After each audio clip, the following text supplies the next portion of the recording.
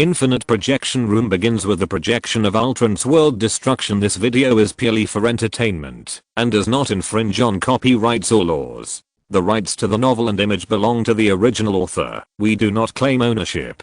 Don't like waiting and want to listen to this fanfic in full now? Subscribe to our Patreon, where you'll find the best fanfics. Chapter 701, The Love of Old Father Thanos. Thanos was indeed suppressing the Black Star in the beginning, both in terms of fighting skills and physical fitness. Ace said, "It is obvious that he was definitely attacked by someone. But the question is, who was that person? How strong is Thanos?" Due to the differences in the worlds, it is difficult to unify this, but in all the worlds that Thanos and his friends know, Thanos is at least a super soldier. The strongest Thanos, that is, the killer Thanos in the world of Janitor, not only has the power to massacre an entire galaxy, but also can make the god-level Janitor unable to find any trace.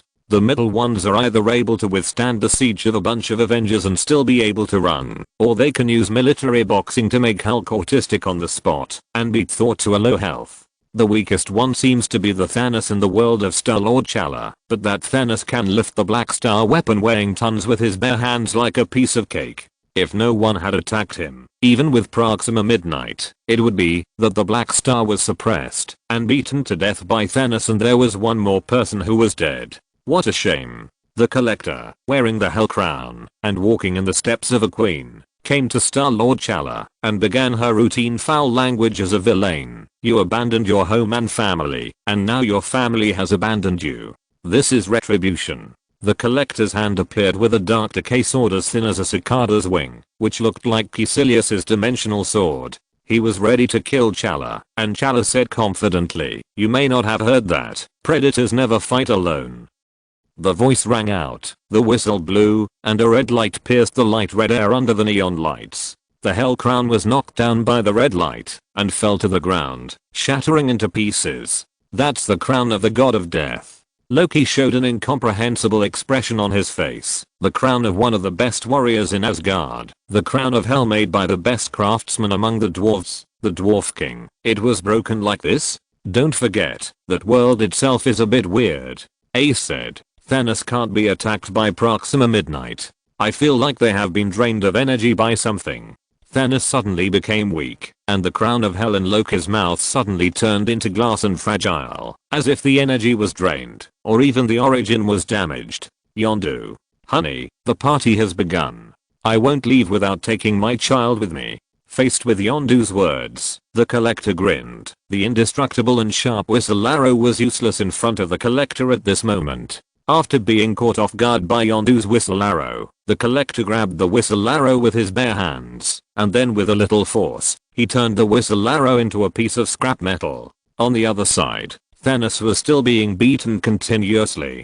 Thanos was also trying to fight back, but he was suppressed by the two in both strength and speed. He was not as strong as Proxima Midnight, an agile assassin, and his speed was not his strong point. After being weakened, he was no match for Proxima Midnight, a agile assassin. Although he was beaten the whole time, even so, Thanos was not seriously injured. Not even his skin was broken. Yes, Thanos did not lose a drop of blood the whole time. Some people, even if they stand in front of you, you can't break their defense. Just when Thanos was being beaten continuously, a laser blasted Proxima Midnight away.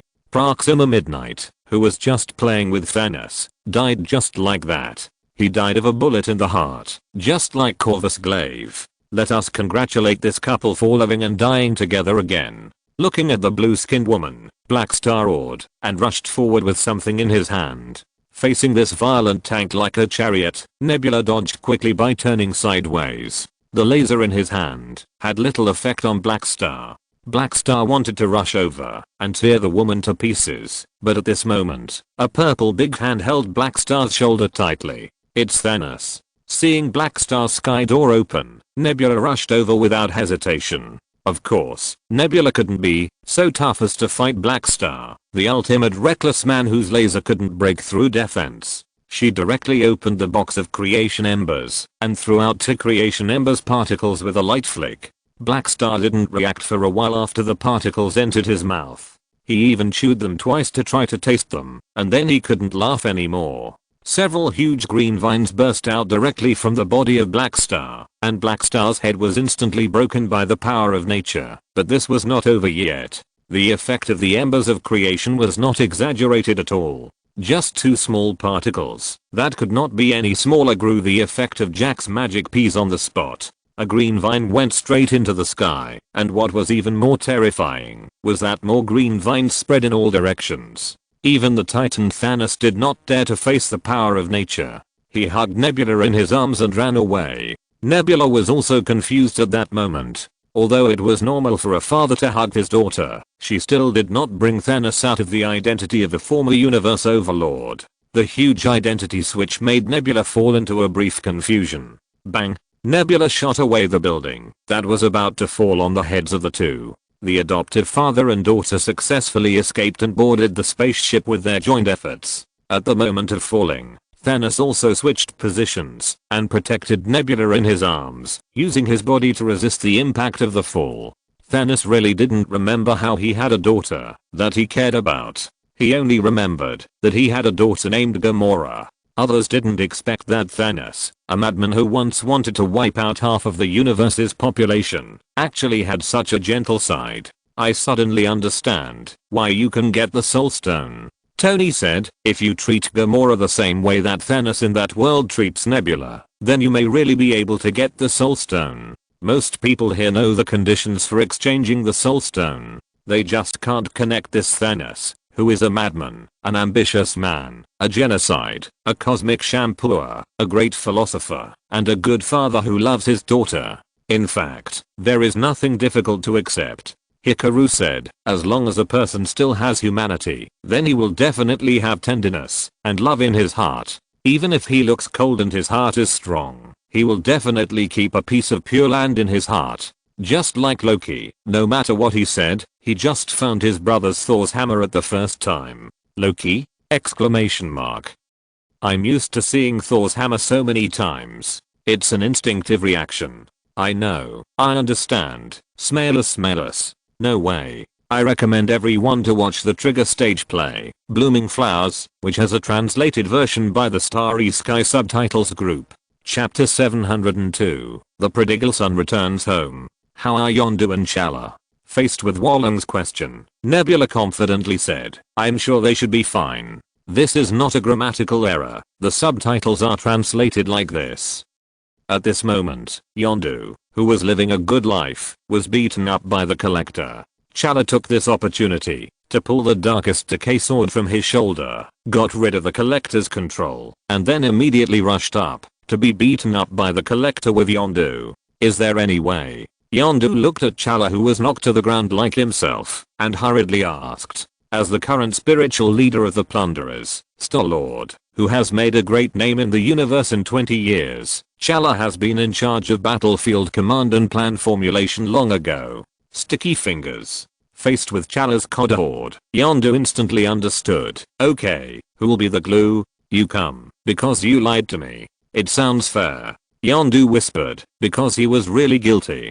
So Yondu stepped forward again to face the beating, while Chala quietly turned on his jet boots. When Yondu was thrown away by the Collector, he had something extra in his hand. The controller that the Collector used to control the entire collection room. Yondu opened an empty can, and Chala turned on his jet boots and directly knocked the Collector into it. Looking at the exasperated Collector, Chala nodded repeatedly. Ah, yes, you are right. Such an important thing doesn't even have a fingerprint lock set up. Maybe the Collector thinks it's unnecessary. This is his lair. As the current leader of the universe's evil forces, he should be more confident. Chala handed the controller to a red-skinned maid. She has been immersed in the Collector's power for many years, and has long been dissatisfied with the Collector's behavior. Seeing this, the Collector asked, Karina, can I get my bracelet back now? Don't touch it, Karina, don't. With the Collector's desperate expression, the doors of the display cabinets in the collection room were opened one after another, and all the living creatures were released. How many people do you think went involuntarily? From the fact that their first reaction when they came out was to settle accounts with the Collector, there should be no one. Frost giants, dark elves, Kronans, Xander, Chala and Yondu were blocked by green vines, and seeing that they could not get out, Chala took Yondu directly to Wakanda's vibranium spaceship. The spaceship soared into the sky and left the skull of this poor god. Because of the ashes of creation, the god who was whipped after his death now has a green head. It looks like we have an extra stowaway here. Yondu looked at the Earth space dog that had sneaked in at some point and still wanted to explain and apologize to Techera, but facing Yondu, Techera was relieved. I was the one who told you to see the world. You just took me to see the world. This Star-Lord has a really strong personality charm. I thought he would break up with Yondu because of this. At least he could still play a few episodes of the plot because of this, but I didn't expect him to take the initiative to let it go. It can only be said that different people have different patterns. Techera is a natural leader template. If he hadn't been taken away, he would have become an excellent king. Of course, we have seen it. The heat wave rolled over the weeds on the grassland, and under the dim sunset, the prodigal son who had been away from home for 20 years finally returned home. Walking on this land that he had not set foot on for 20 years, Techera's face showed a little fear and confusion. He walked into his home after 20 years of absence, looking at his aging father, mother and grown-up sister. The Star-Lord who had once made a great name in the Interstellar was gone, leaving only a child who had been away from home for a long time and did not dare to buy his parents favors. Father. Looking at his aging father, Chala's eyes were sour and moist. The vigorous Black Panther had also become an old man, with pale hair and beard, and his once vigorous figure had become bloated. His sharp leopard eyes were also covered with reading glasses. The only thing that remained unchanged was the love of a father for his son. I knew you would find your way home. I'm sorry it took so long. Techera made way to reveal Yondu behind him. Please allow me to introduce you to my family, who have been with me all the way. When his adoptive father met his biological father, Yondu was actually very nervous. After all, the father and son had not seen each other for 20 years, and the culprit of all this was ultimately himself. Well, it was the pair of Crouching Dragon and Phoenix under his command, but he also deceived Techera out of selfishness. Otherwise this scene today could have been staged many years ago. You must be Techera's father. Nice to meet you. Your son is a hero of the galaxy. Helpless, Yondu could only try to shift the topic back to Techera again. Fortunately, the old king didn't care about these things. Nothing was more important than his son's return. The Wakanda royal family held a grand banquet to celebrate the return of the prince who had been away from home for 20 years. At the banquet, all the predators were treated as state guests. Thanos talked about his previous plan with Okoye, the captain of the Wakanda Royal Guard. In this regard, Okoye said that this plan sounded like a bad genocide. No, it's quite efficient, and I have to add that it's completely random. Looking at Thanos who was still spreading his ideas, Nebula, who had turned hostility into friendship with Thanos, looked helpless, but this time she directly called Thanos dad, which was also a pleasant surprise for Thanos. The other predators also had a good chat with the Wakandans. Both sides were very curious about each other. Walong was still talking about space travel with Wakanda scientists and said that jump was the best choice, especially when your face was messed up. At the highest seat, at the table of the king's family, the old king asked a soul-searching question to Yondu, who was sitting at the same table. I'm still wondering how my son got on your spaceship. Hearing this, Yondu sprayed out his wine. He tried hard to explain that it was an accident, that he brought Techera on the spaceship, and that he had a pair of young talents under his command. But Techera took the responsibility on himself. I was lost, father, and it was Yondu who found me. Obviously, the old king could see that this was Techera's excuse for Yondu. He could become a king, not only because of his bloodline, but also because he had to be recognized by the Black Panther god. So he would not fail to hear how outrageous the reason was that he was lost on Earth and picked up by aliens on the spaceship. But the old king knew better that it was Techera who didn't want to say it, and it was also possible that Yondu took Techera away. But it doesn't matter. It's good not to know some things. It's rare to be confused. Anyway, there's nothing better than a family reunion, isn't it? What if Black Panther becomes Star-Lord? And the Easter egg will start playing next. Chapter 703, A loving father and a filial son, and a father's slowness and a son's smile. The Venom series begins. In a fried chicken shop, a somewhat down and out man was cleaning. He had an old headset on his ears. When he saw the visitor, he said, "Sorry, we are closed." "What's the matter, Peter? Don't you want to give your dear old father some time?" A white light appeared in the eyes of the visitor, and the voice of the observer sounded beside him. "Oh no, the world is going to end this time, but that's another story." Easter egg end. Why is the world going to end out of the blue? Obviously, the problem lies with the visitor. After a brief thought, Strange said, "Peter, he is about 20 to 30 years old. He should be Peter Quill, the child that Yondu was going to take away." Yondu said before that he was going to take away Ego's child, that is, the living planet. Peter Quill is Ego's son. Strange made this inference, as if he had predicted the future or even read a script. Peter Quill is the son of Ego? How can a living planet give birth to a human son? Isn't it a living planet? How did it become a human again? If it's the end of the world, I can explain it. Janitor explained Ego to others again. "I once said that this greedy living planet will not let go of any trace of energy, and in this universe, except for some gods, the various planets have the strongest energy. It is too difficult for Ego to devour stars, because the violent energy of the stars will make it difficult for Ego to digest, but planets are different. Ego can slowly devour planets. Since Ego came to this planet, even if he came to find his son, he would definitely not mind having dinner." Janitor said angrily, "How hateful. Just like dad. The relationship between you and your dad is really puzzling." "Okay, it's my turn next." Tony stepped forward and started to request. Tony Stark uses the on-demand role. The on-demand is successful, and the Venom series will be played 1 minute later. Venom? Tony immediately thought of various chemical weapons. You can play Bumblebee, although the great Stark is omnipotent, but I would rather see a story about steel. This Venom, it should be a nickname for something. And it's actually a series? I guess it may be related to something you got in the theater. Strange said, "For example, the symbiote I told you about before." "Symbiote?" Tony said without hesitation. "I will never give my symbiote a name as ugly as Venom. Stark's symbiote must also be the greatest symbiote in the world." Strange turned his eyes to Captain America, as if asking if you still couldn't stop him from sticking that pile of symbiotes on yourself. Captain America looked helpless, and at this time subtitles began to appear on the screen. First of all, before watching, we must first understand what a symbiote is. Doctor, you guessed it right again. This is the real symbiont. Symbiont is a biological term, that is, a relationship in which several organisms benefit from each other under the symbiotic conditions of organic connection. Some symbionts have reached the point where they cannot be separated from each other, or if they are separated, they will not grow well. Symbiont is also the name of a special race. This race is very strange. It needs to possess other races to exert its greatest effect.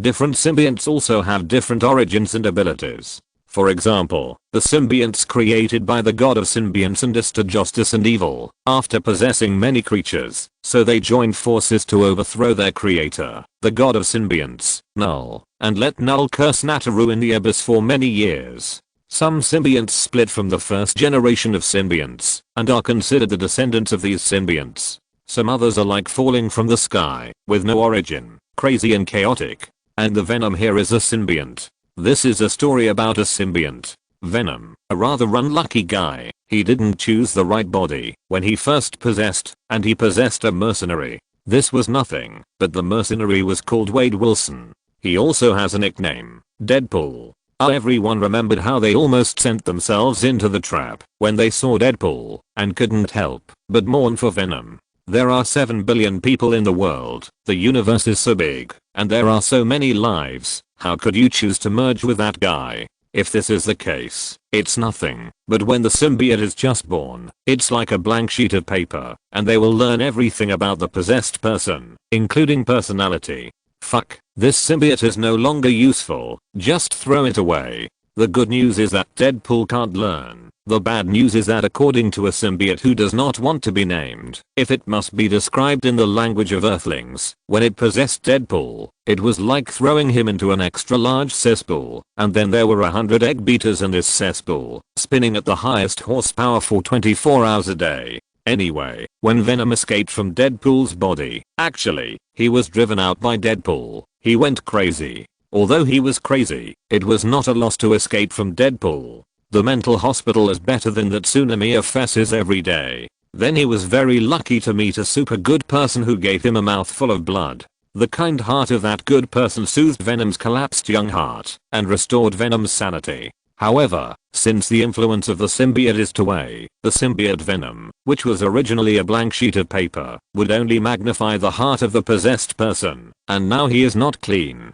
He has already learned to influence the host in turn. The main reason is that Deadpool's smell is too strong. So the unlucky guy inevitably turned black for a while, and only returned to normal after Venom left. The good unlucky guy is Spider-Man Peter Parker. Peter was still defending the good guy who was found by Venom, but it turned out that the unlucky guy was me. There won't be Venom in my world, will there? Don't worry, kid. Tony, as the person who knows the most about symbiotes here, told Peter, symbiotes can't stand high temperatures and sound waves. You are Ultraman next. How strong is the symbiote? Can it possess light? And there is no Deadpool in your world. But there is Spider-Girl in my world. Chapter 704, Venom Captain America. Who? The little girl named Gwen? Yeah. Peter said, although the screening room gave me the focusing rune, this thing is used to guard against alien beasts and dark forces. I wonder if it can work on symbiotes. Focusing rune? Oh, last time I had a nosebleed due to Gatangia's mental shock, and then the screening room gave me this as compensation. Peter drew a rune that looked ordinary with his bare hands and explained, this rune has an expelling effect on dark forces. It can also be drawn on an object to make that object also gain the effect of dispelling dark forces. It also allows me to make it with my bare hands, which is very convenient. It's just that it needs to be recharged after a while. Peter showed a regretful expression when he said this. It's a pity that my strength is not enough. I can't draw a focusing rune on the sun and turn the sunlight into light that dispels the dark force. And I can't make the focusing rune last too long. The amulets I gave to Gwen and the others soon ran out of energy, so I have to find excuses every day these days to recharge Harry and the others' amulets. Harry's expression when he looked at me was a little strange. Video continues. After the shattered heart was soothed by the super good man, the conscience and moral model of the Marvel Universe, Venom found the next host. This time it was no longer a mess or a superhero, but an ordinary person, Edward Brock, referred to as Eddie. Eddie is a reporter, and his life changed after being possessed by Venom. First, he thwarted the conspiracy of the Life Foundation, and then defeated his unfilial son Slaughter, completing the daily task, fatherly love and filial piety. After all, Venom had been in the body of an indescribable thing, and even the blood recovery of moral model could not pull it back on track, and its new host Eddie was just an ordinary person, who could only keep its moral level at a decent level. So Venom and Eddie joined forces to form the Venom Group, Eddie, and became anti-heroes.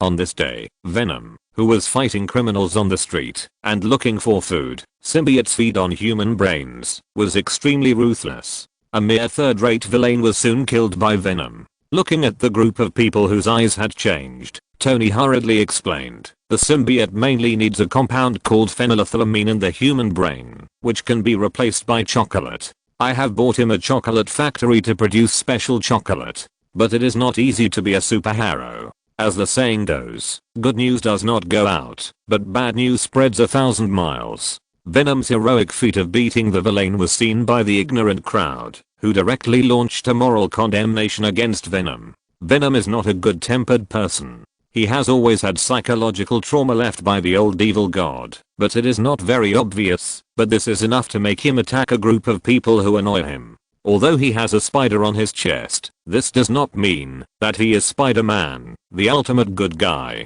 He is an alien life that eats people if he doesn't eat chocolate when he is hungry. Just when Venom was about to give up, a wormhole took Venom away. Moral condemnation. Some people don't care. such as Peter, because his moral bottom line is enough to crush the top of a group of people, but some people care. For example, Logan. Logan has always insisted on distinguishing between gratitude and resentment. In his opinion, Venom fought crime and saved these citizens. It's okay for them not to be grateful, but they actually accused Venom of being too cruel. Do they have to wait until the weirdo with the Halloween pumpkin on his forehead blows their home into ruins before they are willing to let Venom kill them? Oh, maybe then they will come out and accuse Venom of not taking action quickly. Image continues. Venom was teleported to a ruin by a wormhole in another dimension. This seems to be New York City, but compared with the prosperous New York in the past, the high-rise buildings here are dilapidated, and the streets are full of abandoned vehicles. Looking at the rust on these vehicles, they have been abandoned for a long time. Venom walked on the street, and it was like the end of the world.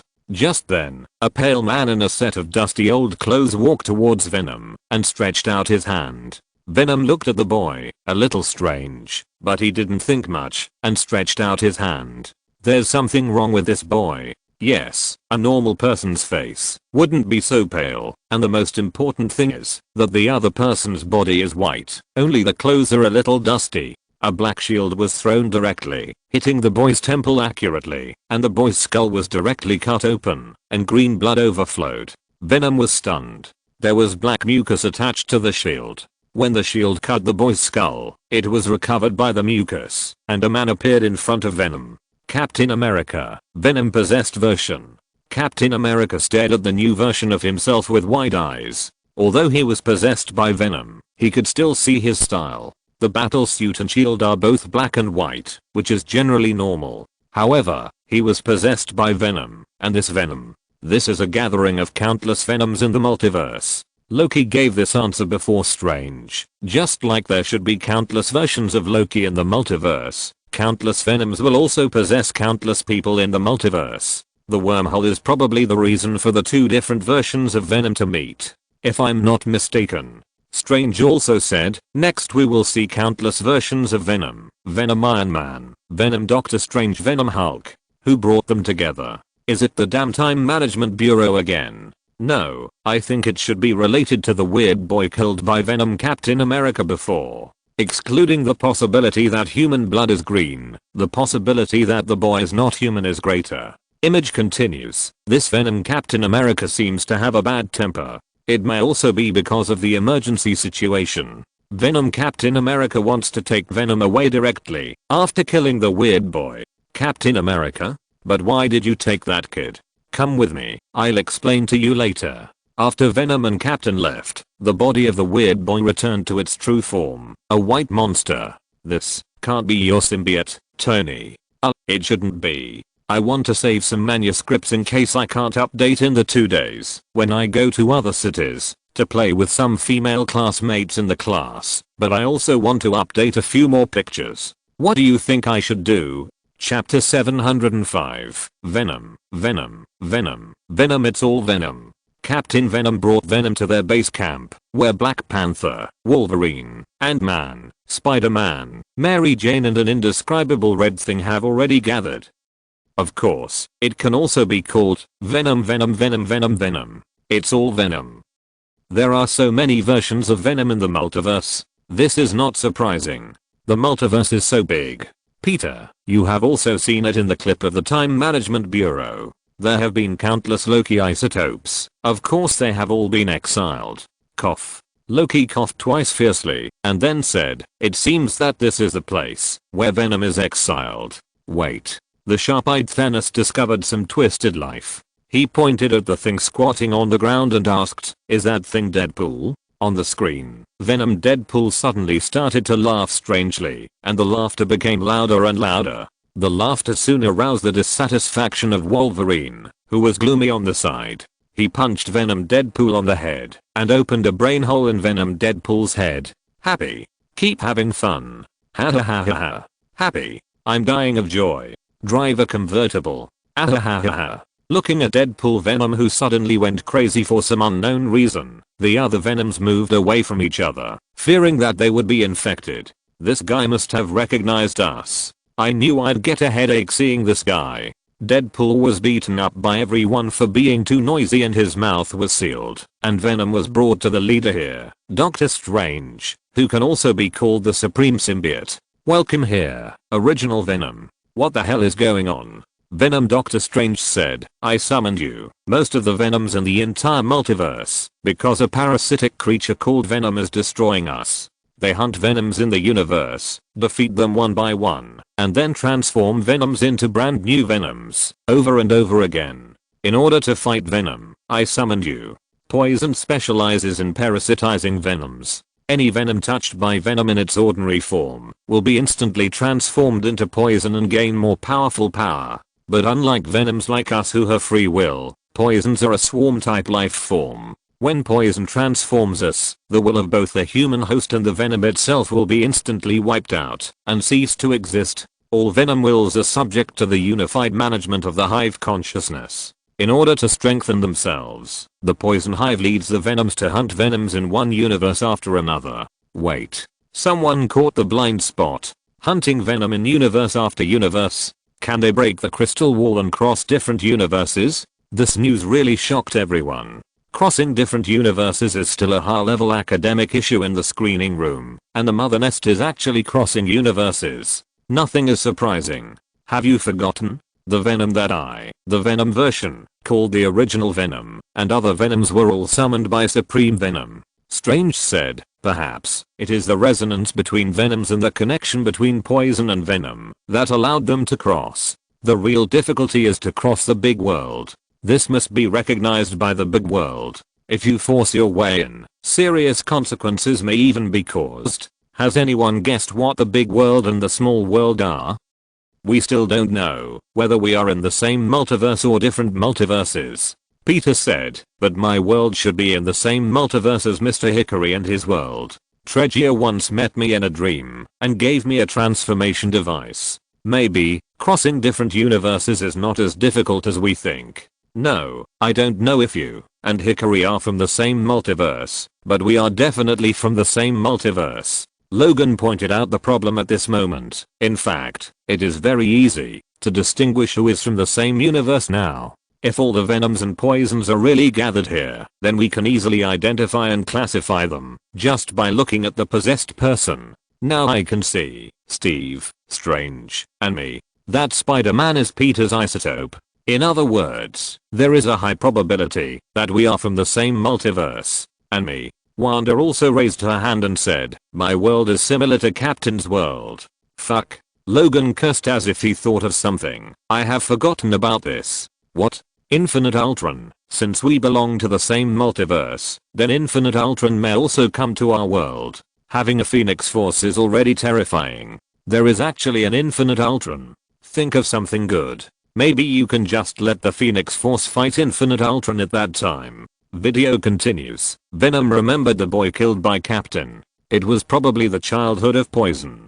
Infant Venom has no fighting power, but he can kill us Venom. Adult Venom has higher fighting power than Venom, but fortunately he can't convert us. This is also the law of the universe. Venom Strange behaves a bit like a charlatan, and Venom starts to quarrel with an old acquaintance. Venom Spider-Man. I don't know why these two people started to quarrel again, but under the pressure of the emergency, they have no time to quarrel among themselves. The white and green monster broke through the wall. Venom Hulk. The Hulk, whose power is already terrifying to an extreme, becomes even more terrifying under the enhancement of Venom. No one in the entire Venom Corps dares to compete with Venom Hulk in head-on power. Agent Venom, who tried to fight back, was punched by Venom Hulk and his life or death was unknown. Captain Venom immediately ordered, everyone retreat immediately. I'll stay in cover. No matter what you become, your good-natured character remains the same, Captain. Captain America was not surprised by Tony's ridicule. On the contrary, if Venom really had the effect of strengthening the character, Captain America would be surprised if he didn't take the initiative to stay behind to cover the retreat. No matter what I become, I'm your last line of defense. Tony. The video continues. I can fight with you all day. Captain Venom threw out his shield to repel Venom Hulk. The unstoppable Venom Hulk was actually knocked dizzy by the shield, but was quickly captured by Venom Hulk. One chapter of the 5th volume was updated today. Chapter 706, Poison Octopus, Transformation. With a loud bang and a high temperature that all the venoms could not bear, the venom base exploded. The one who did this was none other than a group of venoms blasting experts, Venom Rocket Raccoon. The venoms fled in all directions, and Spider-Man and the original Venom, the old enemies, ran together again in panic. The two of them bickered while running away, and finally came to the Golden Gate Bridge. Suddenly, 4 mechanical claws with traces of biological enhancement fell from the sky, blocking their retreat. Toxic Dr. Octopus. With 4 mechanical arms, shouldn't an octopus have 8? Add the human ones. That's 6 too. And 2 legs. Oh, that's fine. Strange looked at Dr. Octopus and suddenly said, I think this guy's strength should not be underestimated. I'm afraid Venom will suffer. Venom and Venom Spider-Man rushed to fight. Venom was very bold. When he possessed Spider-Man, he beat up the entire Evil Six with one hand. Now it's easy to catch a mere Dr. Octopus. A sharp mechanical octopus tentacle pierced Venom's abdomen. Venom roared in pain, and Spider-Man relied on his high agility to entangle with Dr. Octopus. The two fought several rounds in an instant, but Dr. Octopus, who was strengthened by Venom, was strengthened in all aspects, whether in combat power or combat awareness. When the strength of both sides is not much different, combat awareness, that is, operation, will become particularly important, especially when facing an agile player like Spider-Man. It is obvious that compared to the original Dr. Octopus, the combat awareness of the current Poison Octopus has been greatly enhanced. He caught Spider-Man by mistake. After repairing his wound, Venom rushed to save people. At this time, Spider-Man had been possessed by Venom. Spider-Man, who was possessed by Venom, saw Aunt May transformed by Venom. Raw. Venom rushed to fight with Poison Octopus. Venom didn't need to show mercy here. Besides, he was not a merciful person. Facing the tentacles of Poison Octopus, Venom raised his hand and shot a dark spiderweb to block the sight of Poison Octopus. He quickly moved sideways to the blind spot of Poison Octopus and kept approaching Poison Octopus. This is a skill that Venom learned from Spider-Man, and because of its own characteristics, it can provide unlimited spider silk, and it doesn't have to face the tragic situation that Spider-Man runs out of ammunition. As a high-level villain, Venom's strength is naturally not comparable to a mere novice village boss, and later Spider-Man can easily deal with Dr. Octopus on the way to school without being late. After being attacked by surprise, Venom became really strong. While Dr. Octopus's 2 claws were controlling Spider-Man, Venom used her spiderwebs to knock away the mechanical octopus tentacles and successfully got close to Dr. Octopus. A scientist who was approached by the tank. Who do you think you are? The invincible Superman Aguan? Exclamation mark. Gap. A sharp friction sound was heard, and Venom's left hand turned into an extremely sharp blade and pierced into the body of the Poison Octopus. Venom, who knew how to finish off the opponent and beat the Poison Octopus to death, did not idle his other right hand. After piercing the Poison Octopus's chest, it turned into a mace and swung the Poison Octopus's head one hammer after another. Dark green blood splashed on Venom's face. After a brief thought, he continued to whip the corpse, intending to completely smash this creature whose recovery was unknown. At least he had to make it look dead. Venom could still be regenerated. As his enhanced form, poison would not cut off this ability, right? But at this moment, an alarm signal sounded in Venom's mind. It was Venom's induction. Venom narrowly avoided the attacker's attack, but he didn't expect that the attacker was none other than Spider-Man. No, not Venom Spider-Man, but Venom Spider-Man. Watching Spider-Man change from black to white, and his slime suit with a strong biological feel to a more mecha-style Venom suit, Venom was aroused to be fierce. Damn, that lunatic Deadpool didn't kill me. How can you, Peter Parker, turn the tables? Accept your fate. How much psychological trauma has Deadpool left on Venom? Peter was helpless as he watched Venom, who was still obsessed with Deadpool, even after fighting with his own symbiote. But is this Venom's assimilation? Tony looked at the Venom Spider-Man who was transformed in just a few seconds on the screen, and Tony said, is Venom's assimilation ability only for Venom, or for all symbiotes? Venom is stuck in a round-robin battle. Seeing Venom, who had just dealt with Venom Octopus and was about to fight Venom Spider-Man again. Everyone could see that the combat power of the two sides was completely unequal, and Venom's combat power was higher than Venom's. If the poisons are swarm-type creatures, their minds are controlled by the mother nest, so their minds can be shared in a sense. That is to say, each poison can obtain the combat awareness and combat skills of other poisons, and there will never be internal strife. This will make it difficult to fight. Some opponents with weak combat awareness will make up for their shortcomings, and the same mind can produce an effect of 1 + 1 greater than 2. Ace agreed with this point. In a battle, if two people cooperate very well, then their opponents will appear very uncomfortable. Two unfamiliar people fighting a round-robin battle with one person is completely different from a pair of warriors with tacit understanding fighting together. Brother Leo, a pair of brothers among our Ultra brothers. The tacit understanding between Leo and Astra is far greater than the cooperation between any two of our 6 Ultra brothers. I have practiced with them, and to be honest, I was beaten badly. In a one-on-one situation, I can suppress them with my light skills and Tathagata palm, but after the two of them joined forces, I could hardly make an effective counterattack, and could only passively accept the whole process. If two people without coordination fight against the enemy together, they will worry about accidentally hurting their teammates, or even ignore their teammates. However, the Leo brothers, who are in sync with each other, can drag the enemy into their own rhythm and make them be beaten by a set of combos from the beginning to the end. That's not bad. At least Dr. Octopus was solved by Venom in advance, and now Venom is still one-on-one. No, this is the problem. Bruce saw the difference. For the Venom nest, taking down Spider-Man is more important than the safety of Dr. Octopus. The 5th volume has been updated. Chapter 707, Spider-Man, Captain America, Fall.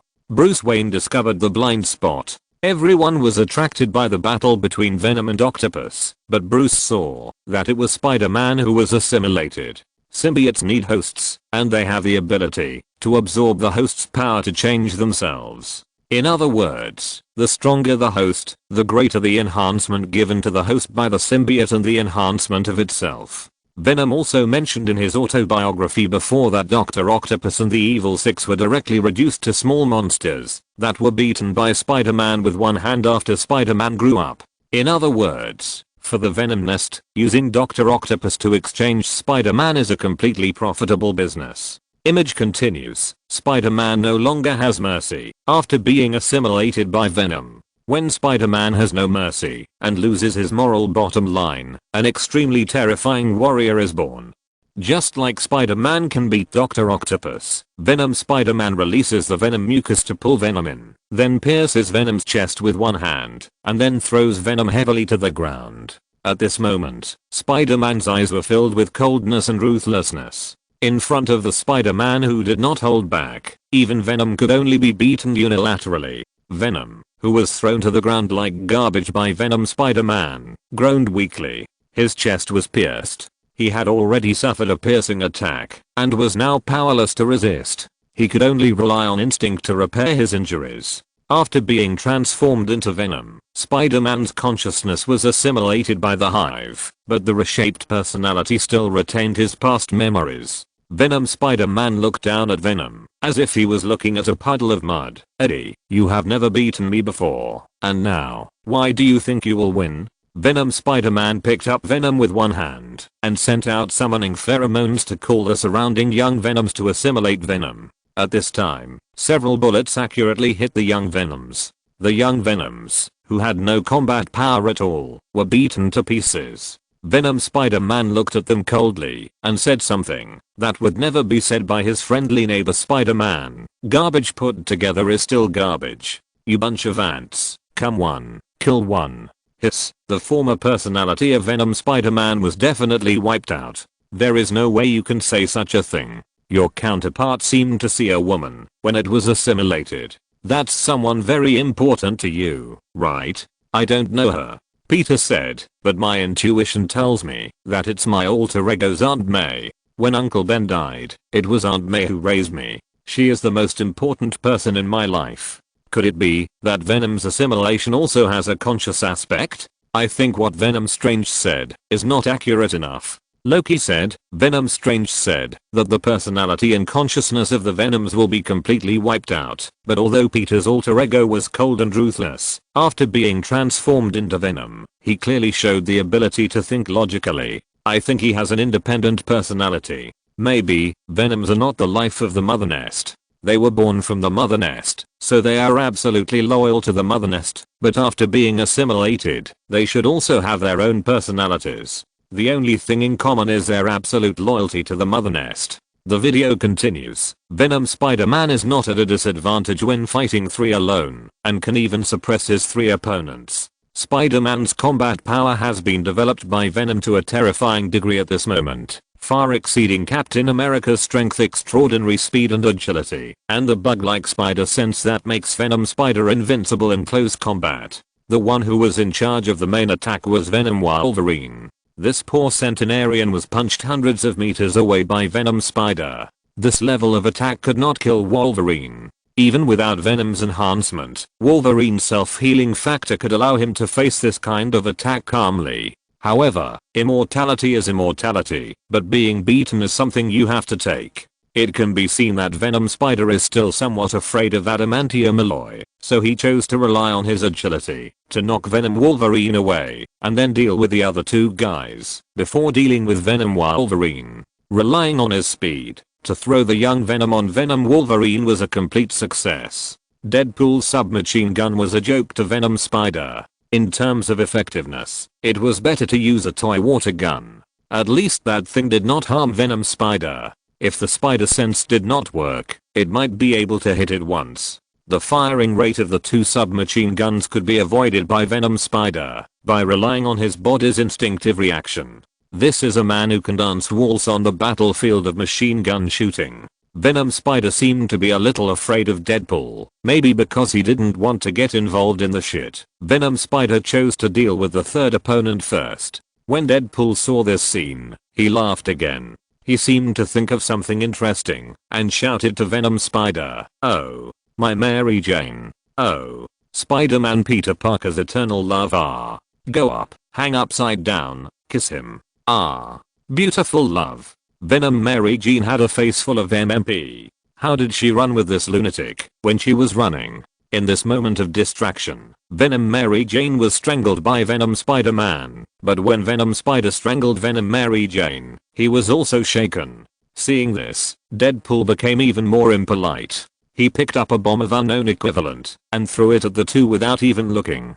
Sensing the bomb coming, Venom Spider-Man's body reacted faster than his mind and took Mary Jane away with the spiderweb, while the main body stayed to throw the bomb. It can be seen that your transformation has deep feelings for that Mary Jane. Facing the teasing of the crowd, Peter was just glad that Gwen was not in the screening room. He had seen how terrible it was when a girl got jealous. Although Gwen was considerate, it was really tiring. And that scene made Loki confirm that Venom Strange was unreliable. Venom was by no means a machine without personality, but was closer to brainwashing and catalyzing a new personality. The video continues. While Venom Spider was dealing with the bomb, Venom took the opportunity to attack. It didn't hit. But Venom Spider seemed to have received some instructions and turned away. In another base, the defeated Venom Captain America was imprisoned and transformed. In order to show respect for Captain America, the Venoms even put in 2 young Venoms, trying to use double the dosage to ensure the success of the transformation. Young Venom transformed into Captain America's lover, Peggy Carter. Looking at his lover whom he hadn't seen for a long time, even Captain America's heart was inevitably shaken. Even if it was just a small moment of hesitation, it was enough for the Poison to take advantage of the opportunity. But even so, the Captain still stubbornly resisted the assimilation of the Poison's consciousness. Just as Captain America's consciousness gradually became blurred, a voice of Steve made Captain America shudder. It was Bucky. The next second, Captain Poison was born. Yes, Bucky also became Poison. If you're listening to this novel on a channel other than Fanfic World, it means they downloaded and uploaded it without effort. We cordially invite you to visit our channel, Mundo Fanfic Novelos. There you'll find the original version of this story and you can explore many other novels of various genres. We're waiting for you to immerse yourself in a world of incredible novels. Chapter 708. The kind father and the filial son are about to appear again. My willpower is still not strong enough. Seeing himself transformed by the poison, Captain America said self-deprecatingly, "You are much stronger than me. I was assimilated by a poison instantly, but you not only persisted for a long time, but also faced 2 poisons." Captain America looked at Captain Venom on the screen, sighed and said, "The assimilation of the poison actually uses the person closest to the heart as a breakthrough point. This kind of assimilation is indeed difficult to guard against. Peggy is my lover, and Bucky, he is my best friend. Your willpower is really tenacious." Bruce said, "The assimilation of the poison should first defeat the person possessed by the venom mentally, and then erase the other party's personality and consciousness, create a new personality on the basis of the original, and fuse and strengthen it on the basis of the original venom body. The new venom born in this way not only has the power of the previous personality, but also is not affected by the original host's will, and becomes a machine of the poison mother nest." Image continues. The poisoned spider received the mother nest information and retreated. After the poisoned spider retreated, several wounded venoms came to the new base to gather. The venoms counted the number of people and got a good news and a bad news. The good news is that only 2 people were lost. The bad news is that one of them is Captain America. This means that the current base can only be used as a temporary base, because when Captain Venom is transformed into Captain Venom, their base is here, and even all bases will be exposed. Deadpool was still laughing strangely on the side. Even though all the Venoms knew that this guy was a lunatic, they couldn't help but look at him sideways. This guy seemed to be a little crazy today. Wade. Venom Wolverine couldn't even stand it. After Spider-Man was transformed, he had the best relationship with Deadpool here. Well, the kind of tall one among the short ones. "I know you are a lunatic, but you seem to be a little too crazy today." Wolverine opened a hole in Deadpool's forehead, destroyed Deadpool's central nervous system, and forced Deadpool to calm down for a while, then asked, "What's wrong with you, Dad?" Don't expect him to say anything in the end. Another smaller girl stretched out her claws and said dissatisfiedly, "Just cut this guy into pieces. His weird laughter will only attract poison faster." What did that girl call my isotope?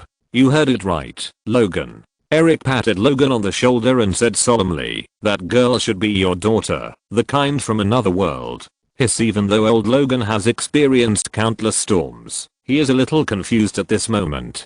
Before, he was still watching Eric's big joke. How come it has fallen to him now? Is this the legendary reincarnation? In the base of the Venoms, the captain of the Venoms offered all the bases of the Venoms to the chief leader here. The Venoms gathered here, only to see the man sitting on the throne in the future, Doom, looking at the guy with a green cape and white armor, a long tongue, and it was obvious that the other party was more spiritual and had a higher intelligence level than other Venoms. Everyone remembered the name Doom. The Venoms started another round of changing bases. This time they came to an abandoned church. This church is quite memorable for the Venoms. This is the church where Venom and Eddie merged. It can be said that it is the place where Venom was truly born. Finally, it's quiet. Venom and Rocket Raccoon cursed and sat on an abandoned chair.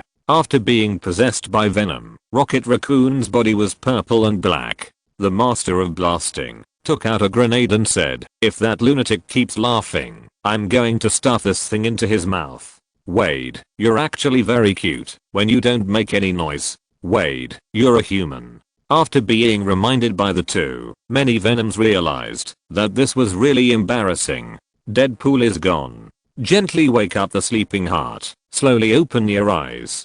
Deadpool sang while holding a stick and knocking on various buildings, especially various steel pipes that could make loud noises. The high intensity noise that was fatal to other Venoms seemed to be non-existent to Deadpool, as if the one possessed by him was not a symbiote. He walked on the streets of New York singing a song that was more lethal than noise, and finally successfully attracted his target. "You are too slow." Deadpool threw down the steel pipe and made a pair of heart signs to Poison Fist and Poison Sabretooth, who came over, complaining dissatisfiedly, "You actually left me, a man with lofty ideals who wanted to surrender, here for so long. Is this okay? This is not good. You are discriminating. I will go to complain to you."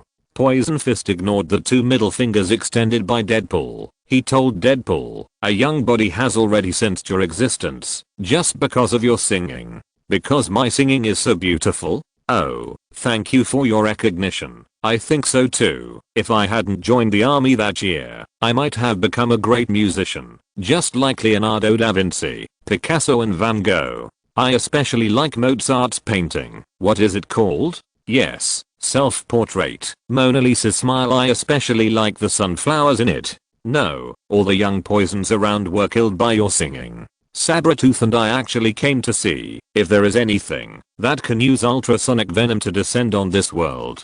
Kinking. Brother. Wrong. Stop singing." In this way, Deadpool successfully captured two Venom brothers with his personal charm. In order to give a gift to the brothers in the Venom camp, Deadpool decided to do something big. For example, take the brothers in the Venom camp as a gift. And the Venoms are listening to a crazy plan. What is this guy trying to do again? Isn't this even self-giving? Batman frowned, as if he remembered a guy who made him feel bad. Dr. Manhattan said, "Don't underestimate a wall breaker. The price of breaking the wall is not what you can imagine. If the price is that the poison hive assimilates Deadpool and obtains his wall-breaking power, then I'm afraid the entire poison hive will go crazy. That feeling is like an ordinary human facing the old ones." Dr. Manhattan seems to have done a lot of research on this aspect. He continued to explain, if the way of poison assimilation is really to invade consciousness first, then Chapter 709, Massacre, Happy. Deadpool is crazy, and the Venoms are also making a crazy plan. Venom Raccoon is responsible for setting up various traps and creating art, while Venom Doctor Strange, under the advice of the original Venom, decided to summon an uncontrollable guy. This opportunity was voted against by almost all Venoms, but the original Venom persuaded the other Venoms. "Venom wants to kill us, and the captain has been captured, and our base has been exposed. Since they don't want us to live anyway, why should we leave them a chance to live? Summon our big son and die together. It's over." Venom's words touched the hearts of many Venoms. Under the relentless pressure of Venom, it is impossible for many Venoms to have no psychological pressure. No one wants to have their consciousness and personality erased and become Venom's puppet. Not everyone is called Deadpool. What are they going to do? They look like they are going to summon a nuclear bomb to finish off Venom along with him. Since Venom and Doctor Strange have the ability to summon Venom from the multiverse, then he must be able to summon something else, such as Dormammu. Strange rejected this statement. Impossible. This is a battle between Venom and Venom, or more broadly speaking, a duel between symbiotes. Why would Dormammu, a dimensional demon, come to join in the fun? They must be summoning a more powerful symbiote, powerful and uncontrollable. Could it be the legendary god of symbiotes, Null? No, Venom spoke very fast just now, so you didn't hear it clearly, but I heard it clearly. He was saying, "Summon our eldest son." Venom's son? This answer confused everyone. At this time, the symbiote expert came online. Symbiotes reproduce asexually, relying on fission. The offspring they produce are all split from the original body, and because of fission reproduction, the offspring of symbiotes are usually stronger than the symbiotes that gave birth to them. If Venom is the first generation, then his son, the second generation Venom, will inherit the advantages and strengths of his father Venom. Of course, his personality will also be affected. Maybe the breadth and freedom of development are not as good as the first generation symbiote, but compared to the first generation symbiote, the second generation symbiote is stronger and will go further on the original path. Compared with these 2 points, one is to exchange power for the scope of development, and the other is to exchange the freedom of development for power. It is hard to say who is better, but the second generation Venom is definitely stronger than Venom. But why do they look so resistant? I guess it's because when the second generation Venom came down from the first generation, the original body had not yet gotten rid of the psychological trauma brought by Deadpool. Venom can be raised back, but the second generation Venom has been crazy from the beginning. There is already a Deadpool, and it is normal for them to be unable to bear another one. The video continues. Since Venom is an evil and crazy symbiote, to defeat a symbiote with these conditions, it is necessary to use greater evil and more crazy madness to defeat the opponent. Under the spell cast by Venom Strange, the gate of the multiverse was opened, and tiny red tentacles emerged from it. The smell of madness filled the entire church. The Venoms, who feed on emotional energy, were immediately overwhelmed by the breath of evil, killing, tyranny, distortion and other crazy wills. He is a crazy killer, a symbiote stronger than Venom, a parasite of a perverted serial killer, and Venom's big son. He is Carnage. Carnage, blood. Carnage came out of the portal, looking at the Venoms around him, and let out an excited howl. And there are fathers. So many fathers. I will kill you, my good father. As soon as Carnage came out, many Venoms started fighting without even having time to interrupt. If you want to negotiate with a madman, the first step is to make this madman listen to you first. No matter whether he can understand or not, let him listen first. Many poisonous solution groups have attacked. It may be that Doctor Strange to Venom is not very good. The slaughter of addiction has just been in the state of the murder, or the massacre did not wake up and wakes up. It is best to have one person to come to a meal, but the slaughter can make a group of Venom reminds that this Piper is as uncomfortable as hearing rock music. I know what someone might say. Mary Jane, how can you assume my gender? Countless sharp tentacles burst out from Carnage's body, and the spikes that could even hurt the gods from the universe. Note 1. Showed no face to the old fathers, trying to force back the many Venoms and defeat them one by one. Seeing this, Wolverine took the lead and charged, tearing through the forest of tentacles with his adamantium claws, and attacking Carnage's body. Carnage became interested when he saw this, and with a wave of his hands, 2 1-meter-long blades rushed towards Venom Wolverine, and the other Venoms followed closely behind and attacked Carnage. Seeing so many old fathers, Carnage was so excited that he wanted to let a group of old fathers experience what happiness was on the spot. At this time, the church was broken in two. Under the leadership of Captain Venom, melee heroes such as Venom Hulk and Venom Iron Fist followed. Carnage lost interest in his old father. His filial piety was greatly reduced, and he calmed down, probably. He said to a Venom next to him, "So that's how it is. You called me here just to let me kill these superheroes. You actually used me as a knife." Carnage roared to the sky and shouted, "I like it. Kill. Rip him open. Chop him into pieces, and leave no bones. Let Carnage tell you a happy story." Carnage showed a twisted and perverted smile of excitement on his face. A spike pierced Venom Iron Fist directly, and then the tentacle pulled Venom Iron Fist's heart out. Looking at the fallen Venom Iron Fist, Carnage held up his heart and split it in two. "Open. Have fun.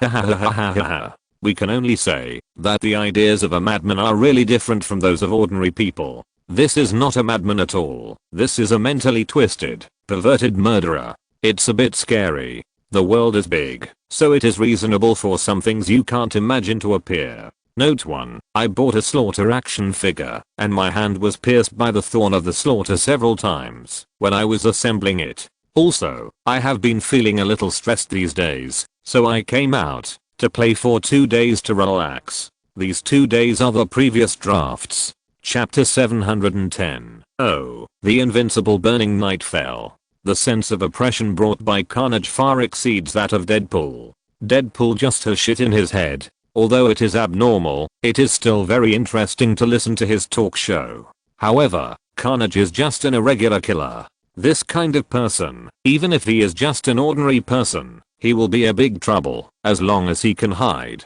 Are the irregular killers in the group of killers who have reasons to be hunted not at the same level? Look at the revenge type and the money stealing type. These are all targeted. Even some artists who pursue crazy art have regularity in their crimes. And the irregular one, he himself does not know when he will act. How can you predict his trajectory? Maybe he will go out with a knife when he is full. The video continues. The combat power of Carnage is stronger than the Venoms expected.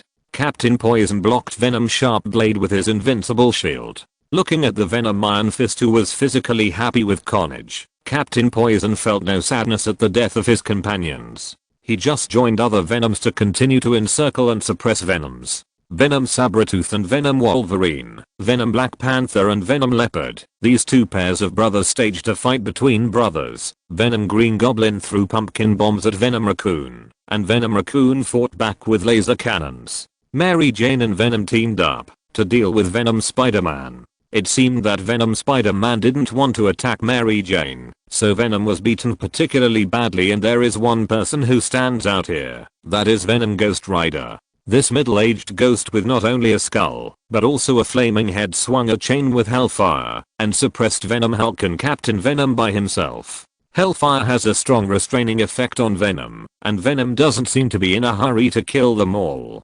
Captain Venom and Venom Hulk fought back and forth with Venom Ghost Rider. Not good. Wolverine's daughter X-23, Laura, found the problem. These guys are not here to kill them all. They have only one target, Venom Doctor Strange. Before, Doctor Strange consumed too much energy because of the cross-universe summoning of Carnage, who was not Venom, but was related to Venom. Now he is surrounded by a group of young Venoms. This group of little monsters with only heads and legs of little combat power, but as long as they are Venoms, they can't touch them. Seeing that Doctor Strange of Venom was surrounded, the other Venoms were anxious.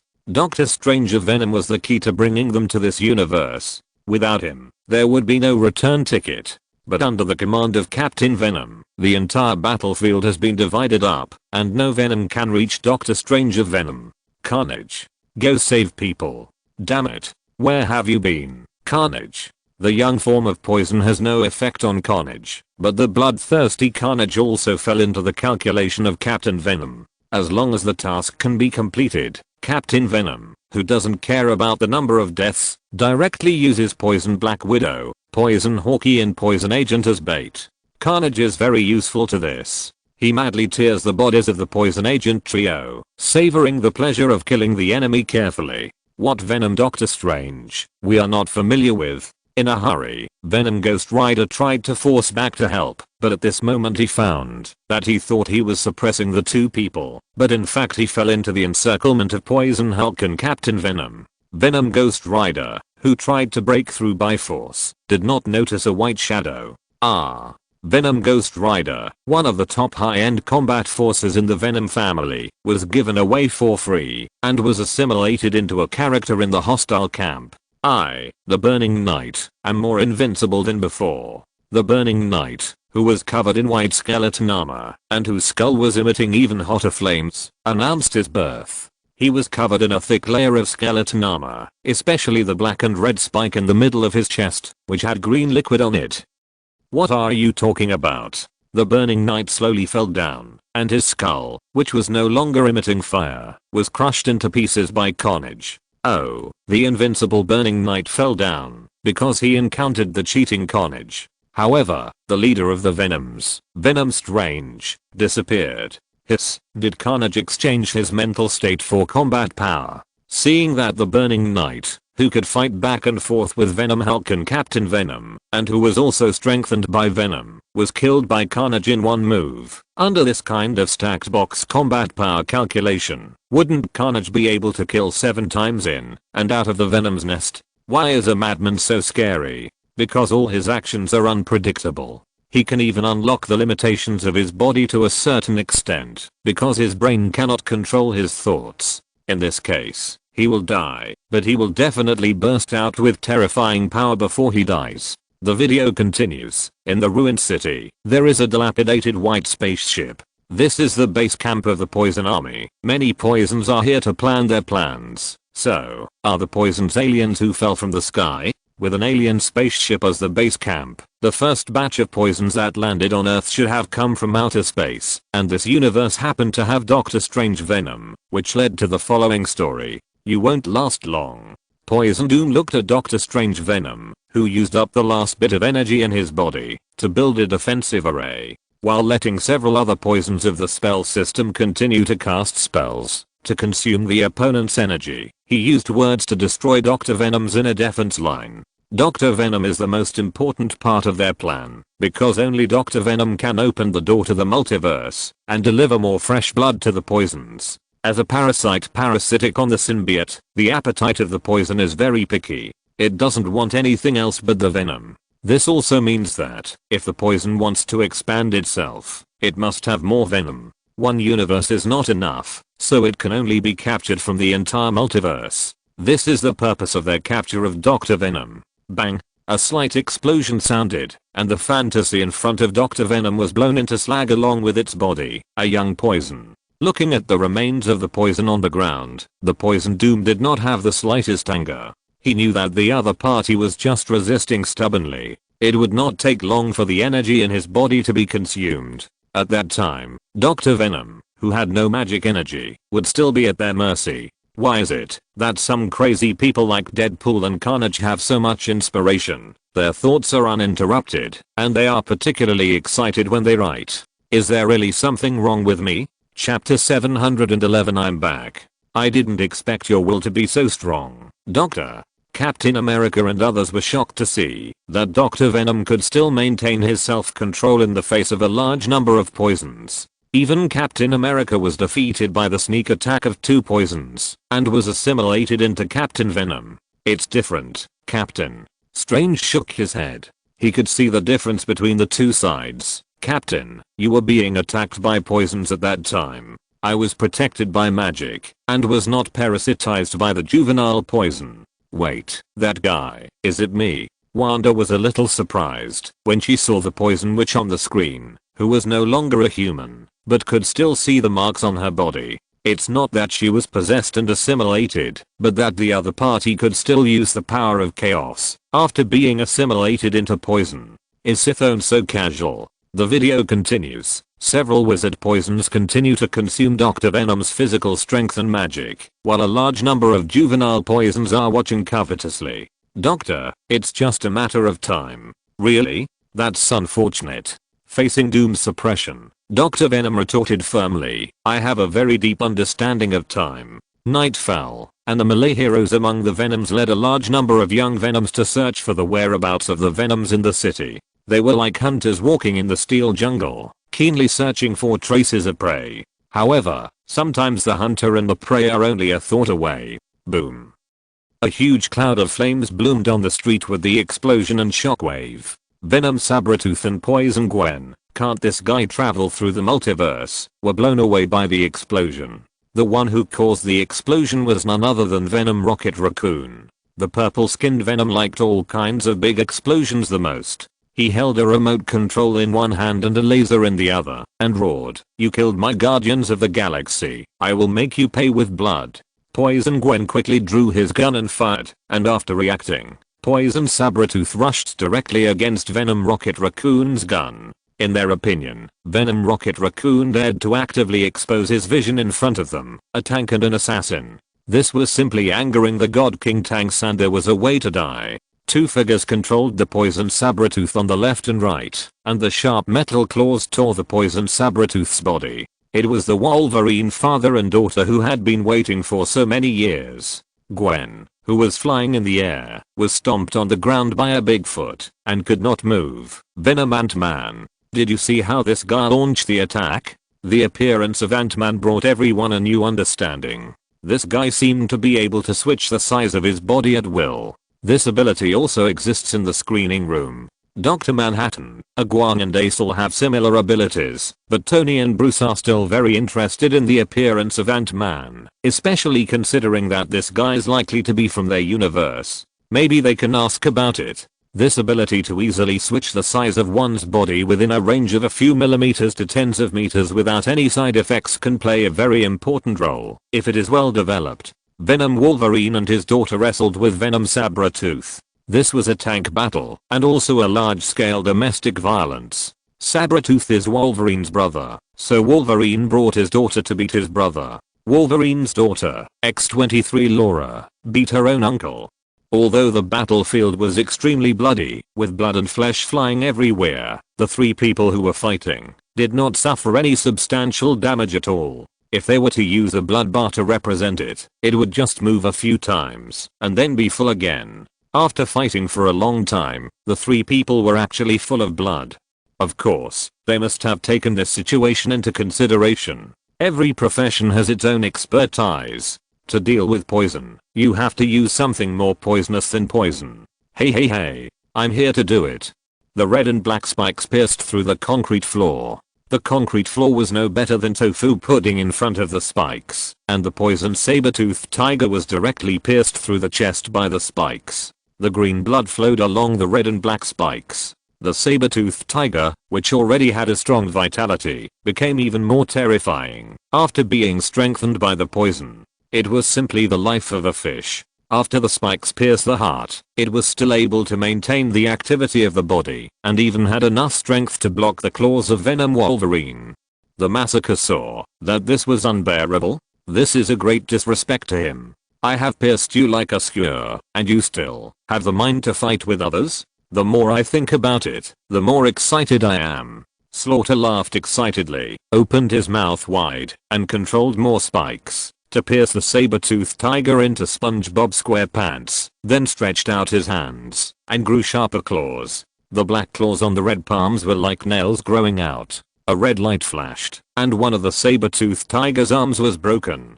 Ga ga ga ga ga ga. The spikes on the body of Slaughter grew barbs in the body of the saber-toothed tiger, and then Slaughter pulled out the barbs violently, bringing out the meat of the poisoned saber-toothed tiger, which was no one could tell what organ it was. Even the poisoned saber-toothed tiger, which had no thoughts after being poisoned, could not help but scream under such torture.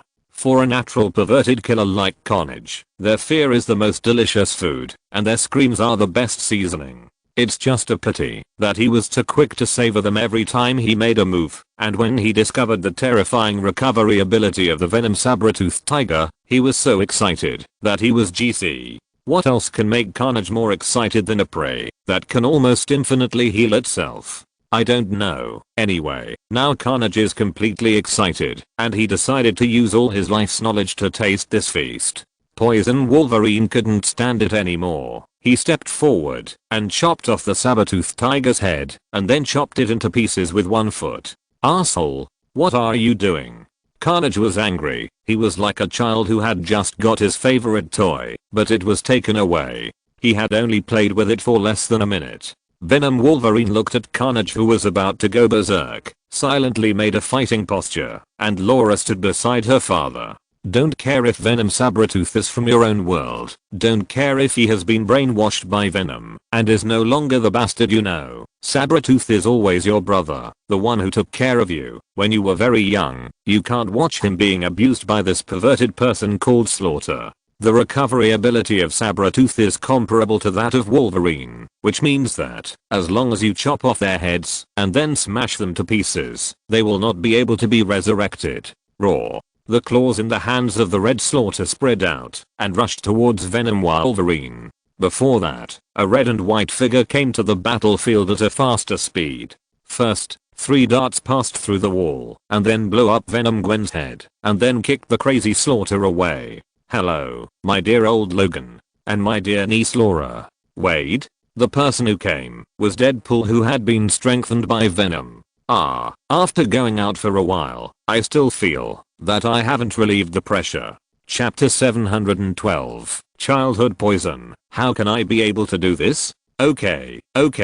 Looking at the alert people, Deadpool threw away his weapon and put on a posture and expression of waiting for you to pick it. Although you won't believe that my consciousness has not been eaten by the poison, I was transformed on purpose. Hurry up, tie me up, and ask me questions. By the way, if you want to play something else, I absolutely don't mind.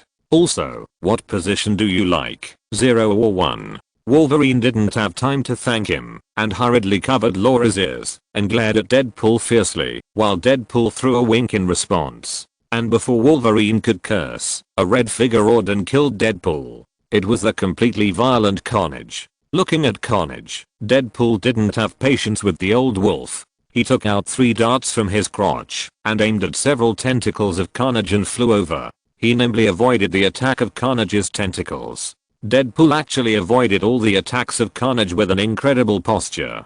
Ga ga ga ga ga ga. Ga ga. Bang.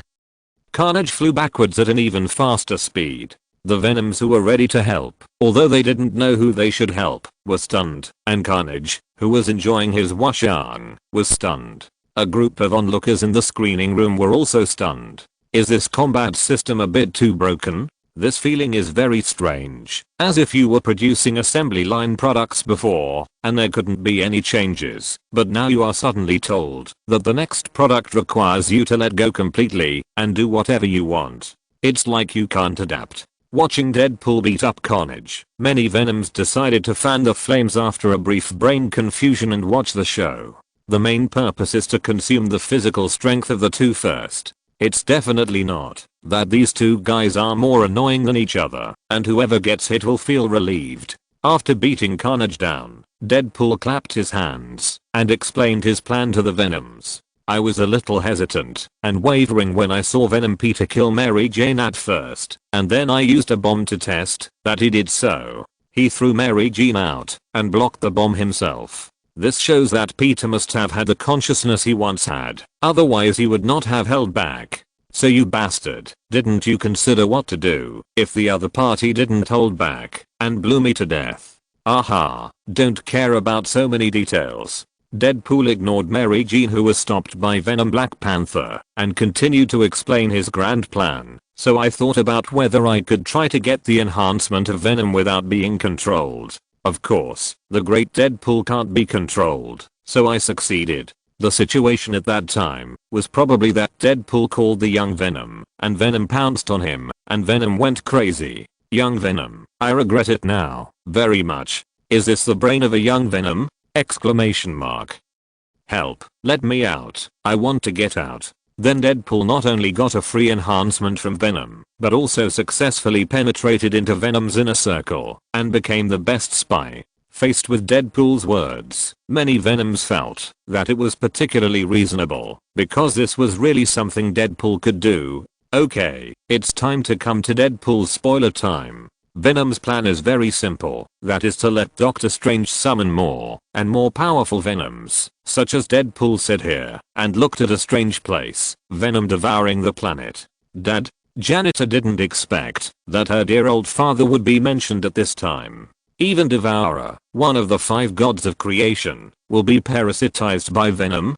Strange felt incredible. This Venom's parasitic ability is too outrageous. If someone else said this, it would be fine, but if this was said by Deadpool, it would make everyone feel that there is a slight possibility that it is true, because this madman is not ordinary. The image continues. After summoning more Venoms, they will assimilate these Venoms with poisons, constantly replenishing the poison army with new blood.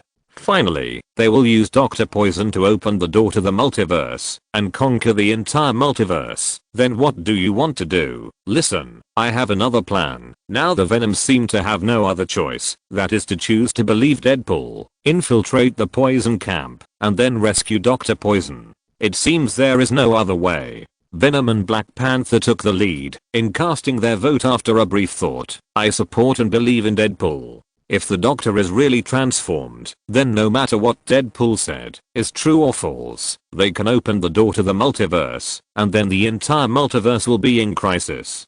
Count my vote in as well. Venom and Wolverine also said, we are already weak, and Poison has the function of transformation. We can't sustain the loss of one, while the other grows. If Poison can still generate fresh blood, not only will the Venoms in other universes be in crisis, but we will also be eliminated.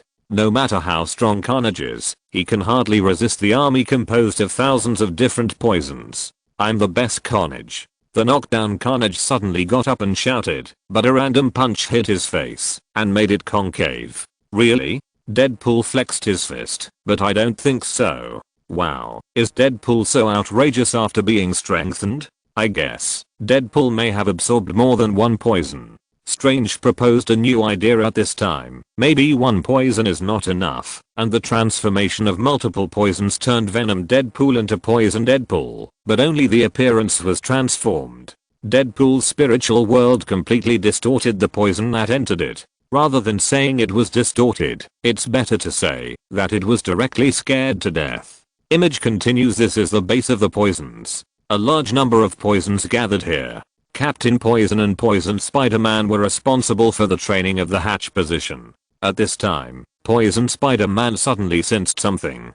Captain Poison Spider-Man looked at Captain Poison, and the spider sense in his head was buzzing. Something is coming. My spider sense tells me that it's that Carnage. That's right, the threat level of Carnage is very high, and even Venom Spider-Man has a special sensing level. As long as the spider sense rings to this level, it means that Carnage is nearby. Just then, there was a knock on the door. "Hey, guys, open the door." Chapter 713, Explosion and Return. The one at the door was none other than Deadpool. And the one he tied up like a dumpling was none other than the knocked out Carnage. Surprise. Didn't expect that. I went to Venom's lair and brought back a small gift for everyone. This plan is a bit risky. There's no way. If we don't rescue Dr. Venom before his magical protection is broken and his energy is exhausted, the consequences will be too great. Weighing the pros and cons, it's actually safer to have Deadpool as an insider than to rush in to save people. The premise is that Deadpool is really reliable. Maybe this is part of the plan, or maybe it's Deadpool's revenge. Anyway, at Deadpool's suggestion, Carnage was locked in an ultrasound machine to receive torture for the symbiote. Yes, my symbiote is also extremely afraid of sound waves, or more precisely, harsh sounds. I know something about this. Strange said, when the symbiote god Null created the symbiotes, he beat them in the fire day and night, so the first generation of symbiotes all had the weakness of fearing fire and noise, but this weakness should gradually disappear as the symbiotes reproduce. But Carnage is also completely restrained by sound waves. One generation should not be enough, it should be 4 or 5 generations. Doom heard that Carnage was arrested and came to see him. Then he left a sentence: treat our guests well and find a way to deal with them. Maybe we will even find a way to ab them. After Doom left, the pain that Carnage endured became stronger and stronger, and accordingly, the screams he made became louder and louder. And at this time, it is time to take action. Puff. Surprise. A sharp blade pierced through the chest of Captain Venom. The biological armor made of poison was useless, and was pierced by Deadpool. There were even fragments at the wound, and dark green blood splashed. Captain Venom had just been transformed, and fought a battle and then died. I'm so sorry, Captain. I'm the insider among the insiders. After dealing with Captain Venom, Deadpool smashed the cage that held Carnage and released Carnage. Now, it's time for Carnage. Carnage roared angrily, and then he went straight to the rushing Venom Green Goblin and Venom Rhino. Deadpool didn't stop him. Anyway, their mission was to make a fuss. The louder the fuss, the safer the other team would be. And the other team that sneaked in was carrying out their plan: rescue Venom Strange and Doctor Strange, and blow up all the Venoms together. Go to the monitoring room first. This is their plan. First, control the monitoring room to prevent the other party from reacting and buy more time. Second, find the location of Dr. Venom as soon as possible. In the monitoring room, Poison Neck Fury was quickly killed by a group of Venoms. After confirming the location of Dr. Venom and confirming that the other party was still alive, the Venom team quickly split up. Venom Rocket Raccoon stayed here to prepare some small gifts, while other Venoms formed a team to attack Huanglang. All troops attack. Go straight to Dr. Zhuge's location. How did they convince Carnage to act together? I can only say that lunatics always have a common language and can burst out sparks of inspiration. Did you hear any sound? Poison King frowned, feeling as if something was approaching. I think this is your illusion. Poison Loki shook his head. This is our base camp. Just now, news came that even the lunatic Carnage was arrested. How could they? Before he finished speaking, several black shadows suddenly attacked. The 3 mages were pinned to death on the floor, and Venom Doctor Strange saw this and used his last magic, Octator's Cage. The green sphere sealed the 3 poison mages. At this moment, Dr. Venom had no more strength. He slowly fell down. Countless young Venoms rushed towards Dr. Venom. Seeing that the doctor was about to die on the spot, a laser accurately blew up the young Venom closest to Dr. Venom. At this moment, he was not alone. Other Venoms took action to deal with the young Venoms. Seeing that the rescue operation was a great success, a cold voice suddenly sounded. None of you can leave. Venom Spider-Man came here, looking at the many Venoms in front of him. Venom Spider-Man planned to do a string of N, but someone on the other side did not intend to give him this super god opportunity. You guys take the doctor and go first. Venom moved his head, the corner of his mouth stretched to most of his face, and finally showed a sweet smile to Venom Spider-Man. I still need to settle some personal grudges. The battle between Venom and Venom Spider-Man began, and the progress of Venom Raccoon Group was not satisfactory. The Venoms had already noticed the problem and rushed to the monitoring room, leaving Wolverine and his daughter and Ant-Man to fight desperately, but Venom Raccoon installed the bomb as fast as his mother called him to eat. He said it would be done soon, but in fact, those who understood it all understood it. Scott. Inadvertently, Venom Ant-Man was attacked by the young Venom in the battle. He saw his daughter, and at this moment, the transformation began. The transformed Venom Ant-Man immediately rushed towards Venom Raccoon. Venom Raccoon was still installing the bomb with the determination to die, and at this time, a nimble figure came and knocked Venom Ant-Man away. The Doctor's rescue team has arrived. The situation on the battlefield was in a stalemate, but a bigger problem came.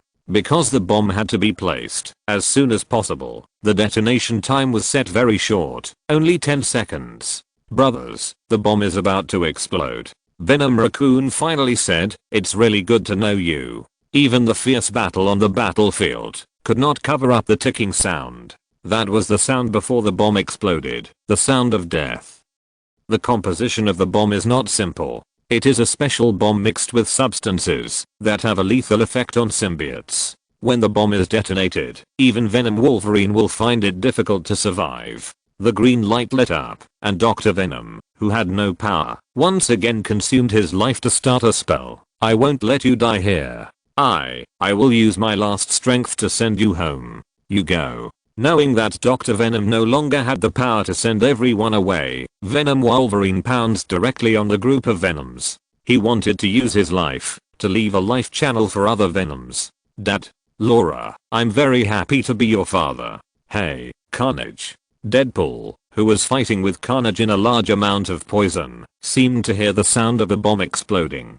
He suddenly said to Carnage beside him, "You know, there is no way the two of us can be rescued, so it's really unlucky to die with you in the end." "Fuck you." Under the green light, a part of Venom was sent back to his own world 1 second before the explosion. Venom Raccoon appeared in the star bar. Venom Black Panther returned to his throne, and Eddie returned to his New York in the end. The explosion that swept everything destroyed everything. Chapter 714. Good news and bad news. Eddie, who returned to New York, looked at the dying Pumpkinhead and made a decision that was not so difficult. He continued the unfinished work before and beat Pumpkinhead severely under the accusations of everyone, and then turned around and left without leaving a trace of Cloud. He still has to be a hero. Who made him save the world just now? I didn't expect the final ending to be like this. Thanos said with some surprise. I thought the final death of the poisons would be caused by the reverse collapse of Deadpool's consciousness. Maybe, the mother nest of the poisons has a certain isolation ability, because if they invade Wolverine's world, there is a high probability that they will meet Charles. Since they meet Charles, it will definitely not be so easy if they don't have the ability to isolate their mental power. Wait a minute. Look at that. A small spaceship sailed in the universe and soon approached a huge white ship. The person driving the spaceship was wearing a green robe, and it seemed that the white bone skin underneath could be seen through the green robe. Doom. This is the real mothership of the poisons! Exclamation mark. And at the highest position of the mothership, a figure like a giant stood there. Venom Thanos. That's not surprising. Thanos didn't think it was surprising that he was possessed by Venom. After seeing his father's version of himself and hearing about the killer version of himself from Janitor, he was no longer surprised by what he had in the multiverse. Wait, this story doesn't seem to be over yet. Xavier School for the Gifted. This is the school for mutants. Its creator, Charles Xavier, is also known as Professor X. Unlike his old friend Magneto, Charles still hopes to provide a stable environment for mutant children to live in. On this day, the children lived in the school as usual, sweating on the playground, absorbing knowledge in the library, and in the woods. A boy with many pupils of different colors on his face suddenly saw a group of people in the distance. The leader was Wolverine. They were the X-Men, highly respected superheroes in this school and teachers who were related to whether they could pass the final exam. The boy with many eyes enthusiastically ran over to greet them, but at this moment, a bullet hit the boy with many eyes. Multi-eyes. His companions exclaimed, and for a moment they didn't react to what happened, and Wolverine walked in.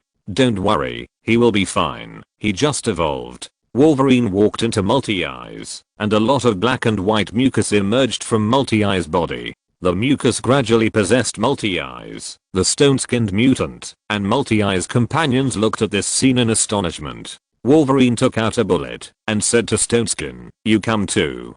Poison. 5 poisons. Those were not normal X-Men, but poison men led by Poison Wolverine. Wait. Everyone instantly discovered the key to the problem. That is, Multi-Eyes did not have poison. This group of poisons not only spanned the universe, but also invented a new way of infection. The previous poison with a shotgun directly fired a special bullet, and Wolverine threw the bullet on the Stoneskin, and then they were transformed. If the previous poisons could only choose one venom per universe, then it would be fine. Even if there are infinite venoms in the infinite multiverse, the venom will eventually run out. In addition to the consumption, the threat of the poisons is not too high. But now the poisons directly cross the universe and make indiscriminate selections. If they continue to multiply at this rate, they will soon form a poison disaster.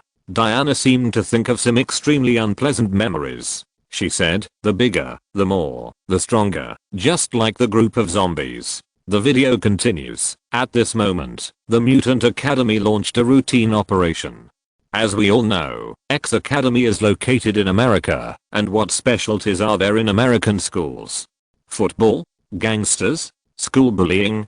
Maybe there are some of the above, but the most exciting one is definitely school shooting. 5 poison policemen armed with special bullets entered the X school and shot anyone they saw, regardless of whether they could hit the target or not. Some of the poison bullets were like a pool of stagnant water on the ground after being fired, but a poor guy was transformed just by stepping on it while fleeing. Then, the X-Men's Phantom Cat was the first to discover something was wrong. She rushed to the scene with Nightcrawler, Colossus and the gray-haired Twilight Wolf. "That's me." Logan looked at the gray-haired self on the screen and was a little surprised. He was not surprised that he would grow old. People, even mutants, would grow old. Even if his self-healing ability was infinitely close to immortality, it was only in theory. Logan just didn't expect that he would age so quickly. The world on the screen looked like only a few decades, but he had aged so much after a few decades. He still had some understanding of his own body. He was not young and strong, but at least in his prime, that is, around 30 years old. He thought that it would not be a problem for him to live another 100 or 200 years. Well, it could also be that the time is different. Maybe I'm hundreds or thousands of years old in that world. Huh. No. That's not poison.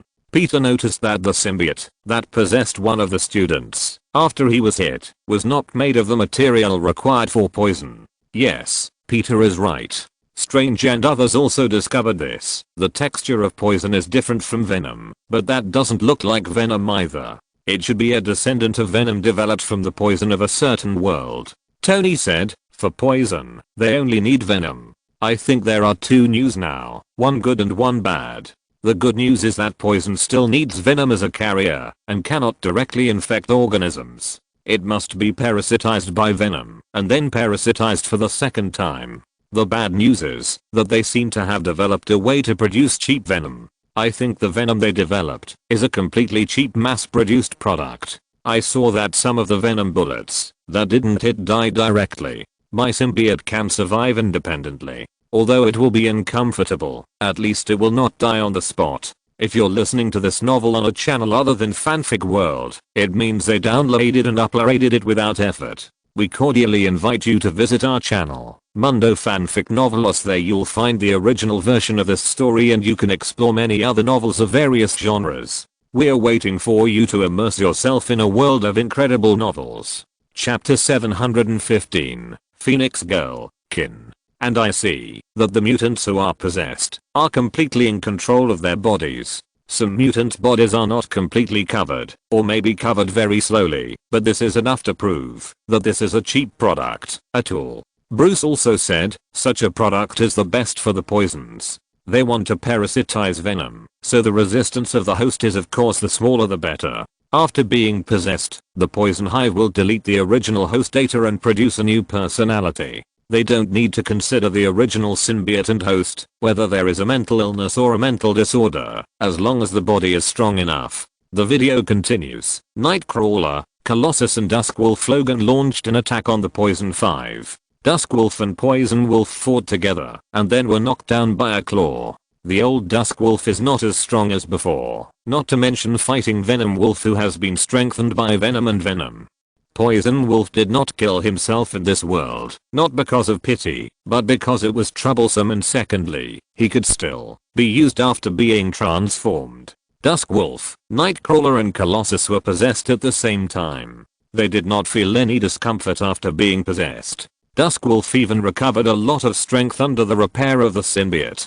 At the same time, it was not only the X Academy that was attacked. At the door of a bar, Hercules and the female Thor walked out of the door, talking and laughing. It can be seen that they spent a very good night in the bar. Is that the Thor of that world? Loki's DNA moved unexpectedly. After the Frog Thor and the Shiver-Inu Thor, the female Thor appeared again. But Loki's DNA calmed down randomly. He did not feel moved by that Thor, just like he had no feelings for the Shiver-Inu Thor. Loki quickly judged one thing, that Thor was not the hometope of his brother. TSK, it's not interesting. Wait, what the hell was I thinking just now? After realizing that he seemed to have thought of something extraordinary, Loki didn't even want to take a screenshot. He used a brand new one to bury the dangerous idea just now. But for some reason, the more he thought about it, the more Loki's previous thoughts became. What the hell am I thinking? He's my brother, I'm his brother. Although sex change is just a thought for me, how could I possibly? Wait, what the hell are you thinking? Just as Loki was struggling with his mind, the female Thor on the screen took action. Image continues. Female Thor keenly discovered that someone was ambushing her. The hot-tempered female Thor found this and raised her hammer without hesitation to summon a thunderbolt to strike the ambusher. Or thunderbolt as thick as a water column fell from the sky and accurately hit the ambusher, turning him into ashes. Just as the female Thor was proud, another pair of eyes were staring at her from the dark. Poison Bullseye, Marvel version of Deadshot. A bullet took advantage of the female Thor's carelessness and instantly hit the female Thor. I don't know how this symbiote bullet did it. Even the female Thor with the power of the EC was possessed. Before Hercules could react, another bullet also hit him. Seeing this, poison target I ordered directly. Mission accomplished. Retreat. The plan of making a feint to the east and attacking in the west is quite successful. Seeing this, Poison Crossbones, who was attacking Hercules on the other side, immediately started to run away. If they really fought, these two guys with supernatural powers would only need 2 more thunders to turn them into ashes. Your friendly neighbor Spider-Man is here. On the streets of Queens, the friendly neighbor Spider-Man in red and blue uniform was fighting with a Poison, and his mouth was still chattering to Poison. Wow, I guess you must be a fanatical fan of the Punisher. I have seen that guy before, and you look exactly like him. Spider-Man was talking while attacking Poison. Yes, this is Poison Punisher. The Venom Punisher was unmoved by Spider-Man's mouth cannon output. Just when Spider-Man was dodging the Venom Punisher's bullets, a huge slime ball exploded instantly. Spider-Man was unable to dodge and was attached to the slime. Then the slime spread on Spider-Man's body to build a black spider suit. Is this Venom? No, this is not Venom. Venom is noisier than him. He has no self-awareness. Spider-Man. Seeing that the symbiote was possessed, the Venom Punisher put away his weapon and issued a final verdict to Spider-Man. Spider-Man, you are about to become one of us. What are you talking about? I don't plan to join any church. I'm an atheist. Spider-Man, if you have time to talk nonsense with me here, why not go talk to your Aunt May and Mary Jane? You don't have much time. We have assimilated too many Peter Parkers. After that, the Venom Punisher left in style. In the universe, Venom and the X-Men were on their way back to Earth in a spaceship. The people in this universe seem to be very proficient in the technology of space travel. The composition of the Earth in this universe is very complex. If there are really a large number of superhumans and mutants, then it is not difficult to understand why the technology in this world is very advanced. You were also attacked by poison in the universe. The call was between Twilight Wolf and Iceman. The two sides were exchanging information. Twilight Wolf led the team of X Academy and barely supported the retreat of the Poison Police, and the people in the universe also repelled a wave of poison. The worst situation now is that Jean has also become poison. Hearing this, not only the people on the screen, but also the people in the screening room gasped. They had already seen Jane's power. If even the host of the Phoenix Force could not resist the transformation of poison, then the entire universe, except for the Madman Deadpool, would only be reduced to prisoners in the face of the transformation of poison. The Phoenix Force at its peak has the spiritual power and mental power of the multiverse level and can control minds across the universe. Most importantly, the Phoenix Force at its peak represents the rebirth and reincarnation of life and has the ability to easily destroy a universe. As the host of the Phoenix Force, even if she only has a fragment of the Phoenix Force, Jane is still a peak powerhouse in a single universe, and she is also the peak of a single universe in terms of mental power. If the poison can even transform Jane, then it doesn't make sense. Is there really no power that can suppress this kind of thing? Chapter 716, The Court Massacre. Janitor also believed in the previous speculation, that is, to summon a more powerful venom, for example, venom devouring stars. Janitor felt that as one of the 5 gods of creation, how could his father be parasitized by venom and then transformed by the poison? But if the other party could really transform the host of the Phoenix Force, what could his stupid father do to stop it? When Janitor thought of his father being transformed into a monster by the poison, he was terrified. The video continues. In the Venom base camp, the leader of the Venoms, the Venom Thanos, is watching the success of the Venoms. There are sneak attacks of superheroes on it. Iron Fist, Luther Cage, Female Thor, Daredevil, Hercules. The dimmed pictures represent that these targets have been infected by the symbiote. Spider-Man, Twilight Wolf, Daredevil and others are among them, and those that are still shining mean that the other party is still in a state of not being infected. Doctor Strange, Hulk, Captain America, Magneto. These are the targets that have not been infected in this universe. This universe has been proven to be somewhat different. Compared to other universes, we have a lot to do. The person next to Venom Thanos is doing. His status here is second only to Venom Thanos, or even equal to Venom Thanos. Indeed, we have more symbiotes and more potential hosts. But this universe should also have that guy. Just in case, send spies to find the 2 lunatics. Prevent trouble before it happens. Solve it before the lunatic in this universe becomes a stumbling block. A sturdy figure took the order and took action. It was Venom Black Cat. Poison Black Cat took the order and went to Earth to find the guy who slaughtered a lot of Venoms in the Wasteland universe by himself. Slaughter. On Earth, Spider-Man, who has a lot of experience with symbiotes, decided to get rid of the symbiote on his body before taking other actions. If this thing is really venom, then if you carry it for a long time, it will definitely affect your thinking. Fortunately, I'm an expert in this area. Spider-Man came to the church where he expelled venom and rang the church bell directly. When the bell rang, Spider-Man fell to the ground in pain. This was the reaction brought to him by the symbiote. Spider-Man knew that this was a necessary reaction to expel the symbiote, but this time, Spider-Man encountered a different situation. Oh my god. This is different from my experience.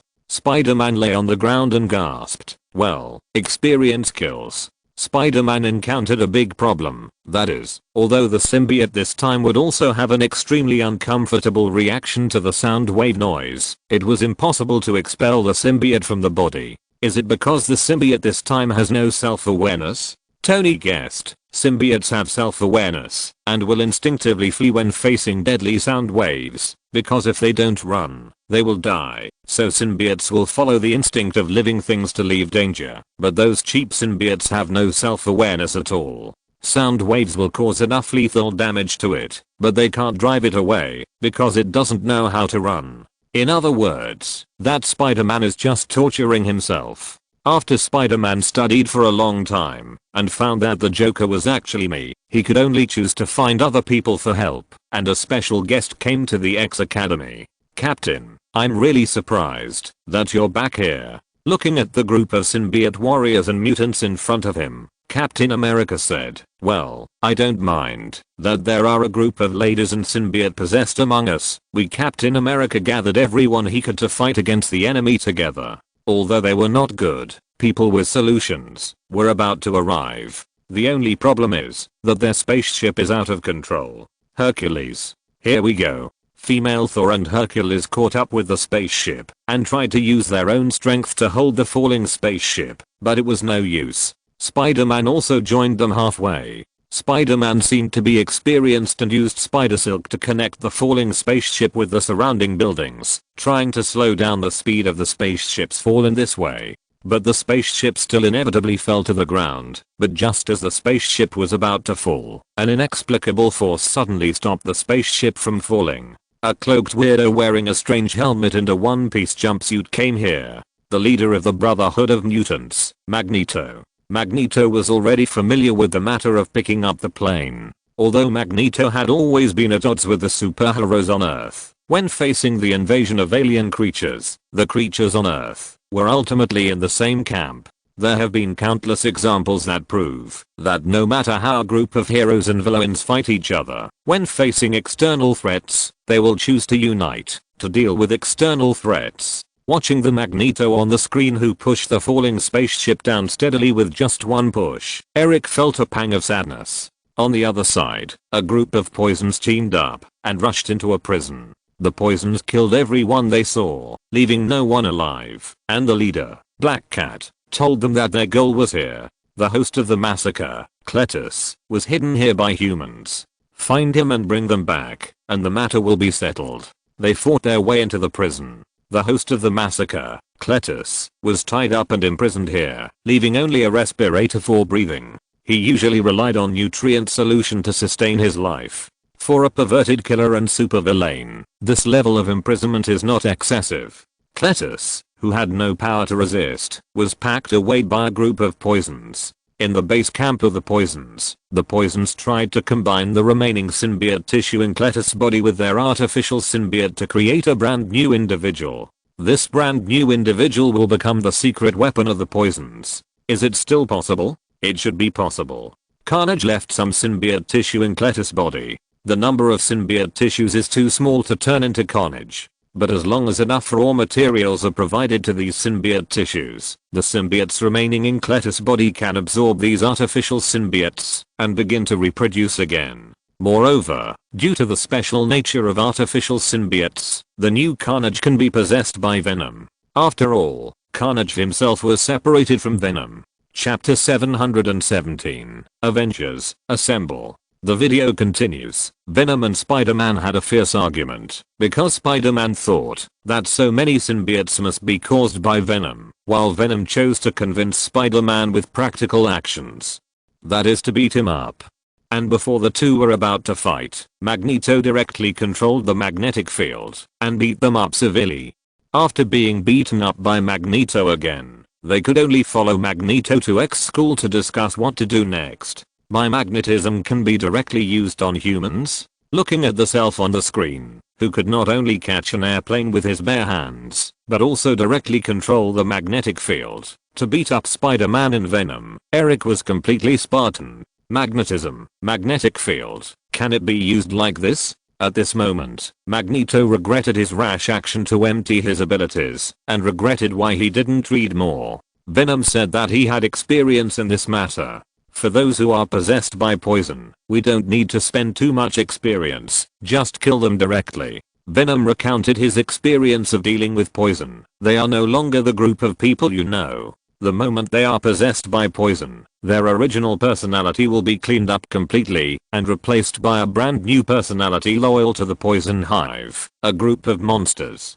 Don't do anything stupid. I know what some people are thinking about writing. Venom glanced at Spider-Man and said, I have seen many poisons, and the only one who can resist poison's brainwashing is a lunatic Deadpool.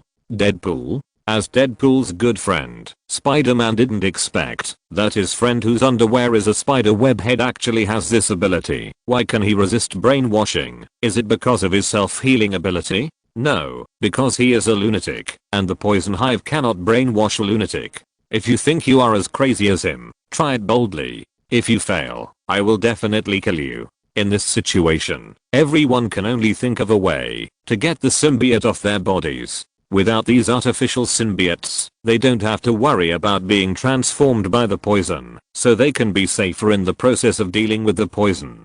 So they found Osborn Enterprises, now renamed Alchemy Industries. Faced with the strong onlookers of a group of big guys, the poor doctor called a white symbiote after a brief thought.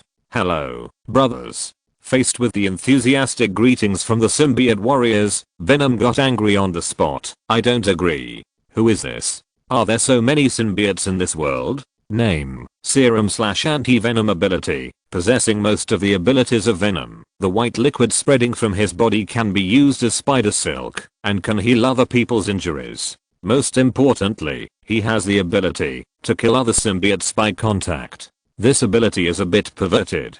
Killing other symbiotes by contact. What kind of concept is this? This concept is that a person can kill another person just by touching that person. No wonder Venom got angry. For Venom, who is a symbiote, those symbiotes are his kind.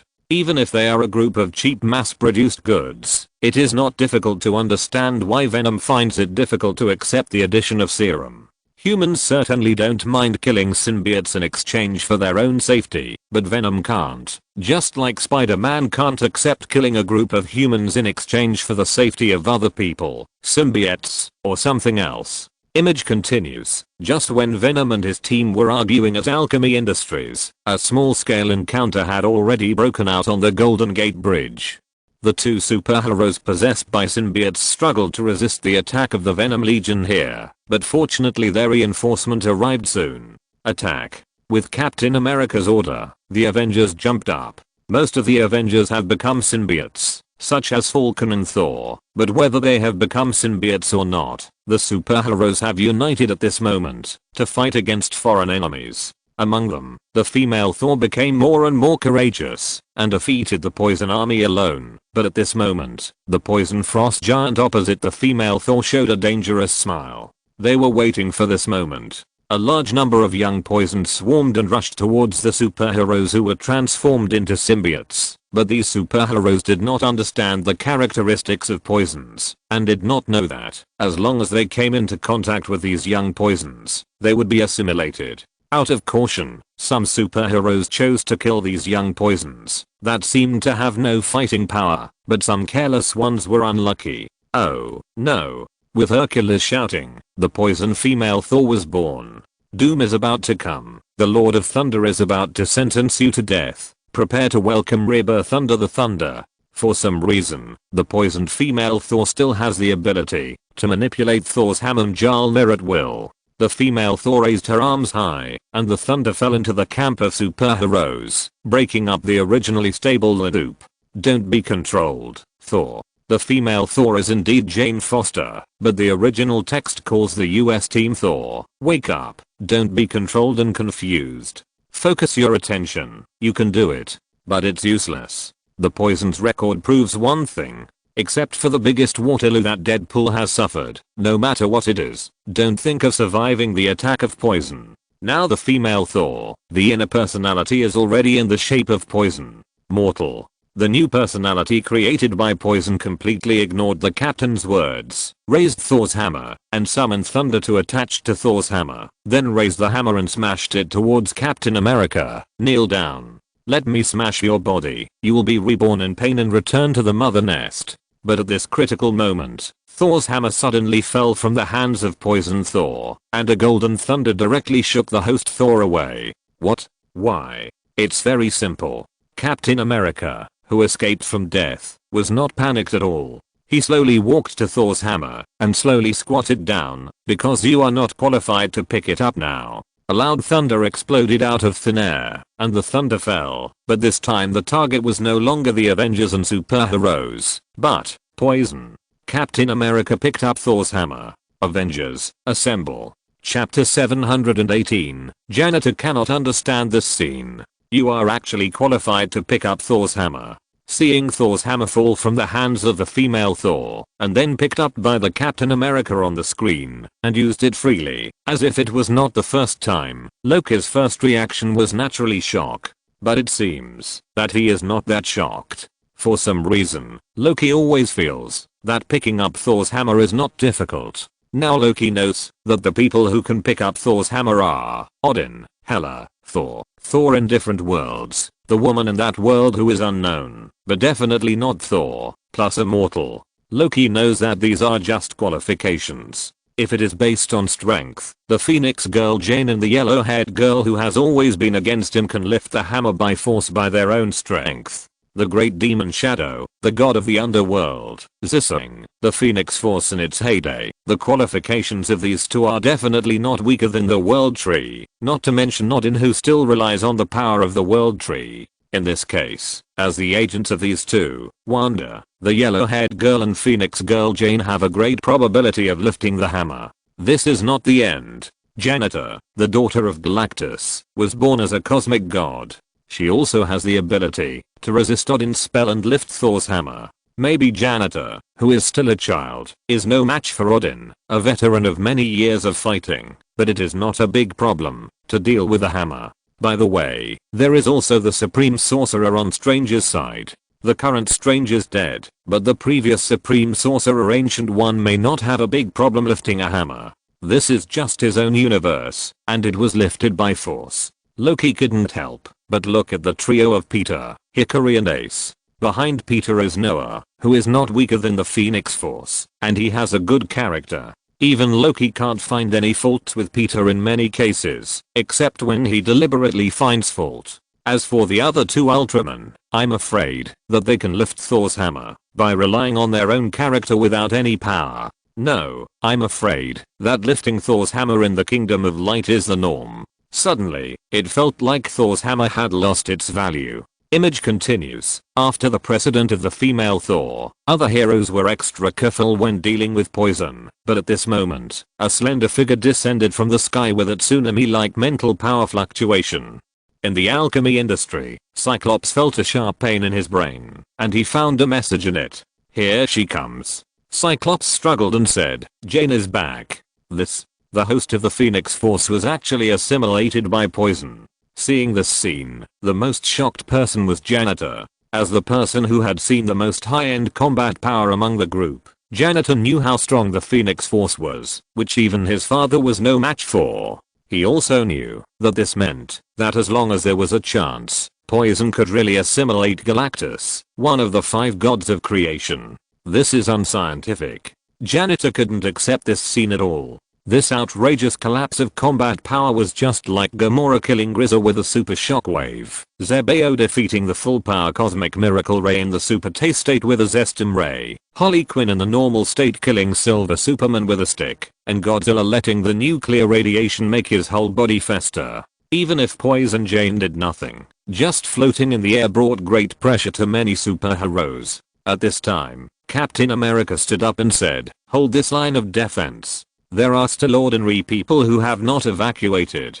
We have to buy time for civilians. If this means we have to die here, then this is what we have to do. It seems that you are the same in every universe, Captain." Tony joked, old fashioned, always standing on the front line to boost morale. Captain America didn't say anything, but the slightly upturned corners of his mouth still showed that the captain was in a good mood now. What the self in that world said was very useful to Captain America. The reason why Captain America could become Captain America was because of his personality. Why did different people use the same super soldier serum to lead to 2 extreme cases of Captain America and Red Skull? This is the answer. You damn spider. Venom and Spider-Man continued to bicker, and the part that made them argue was naturally about the symbiotes and the heroes. At this time, Serum proposed a brand new idea. Even if I kill the symbiotes and the heroes, those poisons will definitely bring a steady stream of symbiotes. It is a completely temporary solution, so why don't we just steal the home? Serum's plan is to find the lair of the poisons and steal their home. As the saying goes, all tactics will automatically transform into stealing the home in the end. This plan has been recognized by both Venom and Spider-Man, but now they need a plan to get out of it. As one of the survivors of the ruined universe, Venom can't forget the tragedy at that time. They must prepare a plan that allows them to get out of it to prevent both sides from being hurt. In my opinion, why don't we find some guys who can provide us with reliable intelligence? At this moment, everyone followed Venom's gaze and focused their attention on the battlefield of the Golden Gate Bridge. Even though the superheroes had a strong will, they were beaten back step by step, and the evacuation of civilians became increasingly chaotic. At this time, the appearance of a group of giant insects broke this unfavorable situation. A large group of giant monsters joined the battlefield, and their operator was actually a little boy. Name: Monster Boy Race. Inhumans ability: create powerful monsters through painting and manipulate them. Inhumans? Aren't they mutants? Looking at the strange monsters on the screen, Tony's eyes were attracted by a mecha giant beast similar to the bumblebee. He looked at the drawing board in Monster Boy's hand, and suddenly felt that this ability was a bit too perverted and wasteful. Just painting can draw this kind of monster, and you actually only use it to draw monsters? Exclamation mark. Do you know how outrageous your ability is? The appearance of Monster Boy attracted the attention of a large number of poisons. Poison Hyperion took the initiative to attack, but was crushed into pieces by the monsters protecting Monster Boy, and in the poison base, a raw mixed with endless murderous intent spread throughout the spaceship. Chapter 719. All tactics turn to stealing home. The video continues. The few remaining poisons were killed, and a new version of Carnage was born.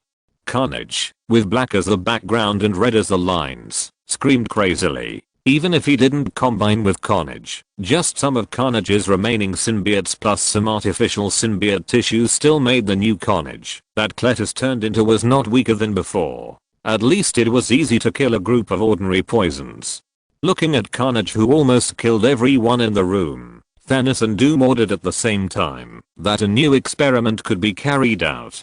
Use Carnage for your own use. Looking at the new version of Carnage, whose combat power was no less than that of the past, everyone was a little skeptical about whether it was reasonable in combat power. They had never seen a weak madman. If you say tomorrow that Deadpool can kill Hulk alone, they will have to consider the feasibility. In other places, Iron Fist, Luther Cage, Moon Girl and her partner Devil Dinosaur resisted the attacks of poison. Unfortunately, the huge size of the Devil Dino makes it a living target on this battlefield. Venom Crossbones shot the Devil Dino casually, and the Devil Dino was parasitized. For a moment, the Devil Dino was parasitized by the symbiote, and then a large number of young Venoms rushed towards the symbiote transformed Devil Dino. Seeing that the Devil Dino was about to turn into Venom, a burst of gunfire followed, and reinforcement arrived. Spider-Man, Venom, and the so-called disinfectant, Serum. In addition to the Spider-Man trio, all three of them have spider marks on their bodies. There are also young superheroes such as Jimmy Wolverine and Ironheart, the second generation Iron Man.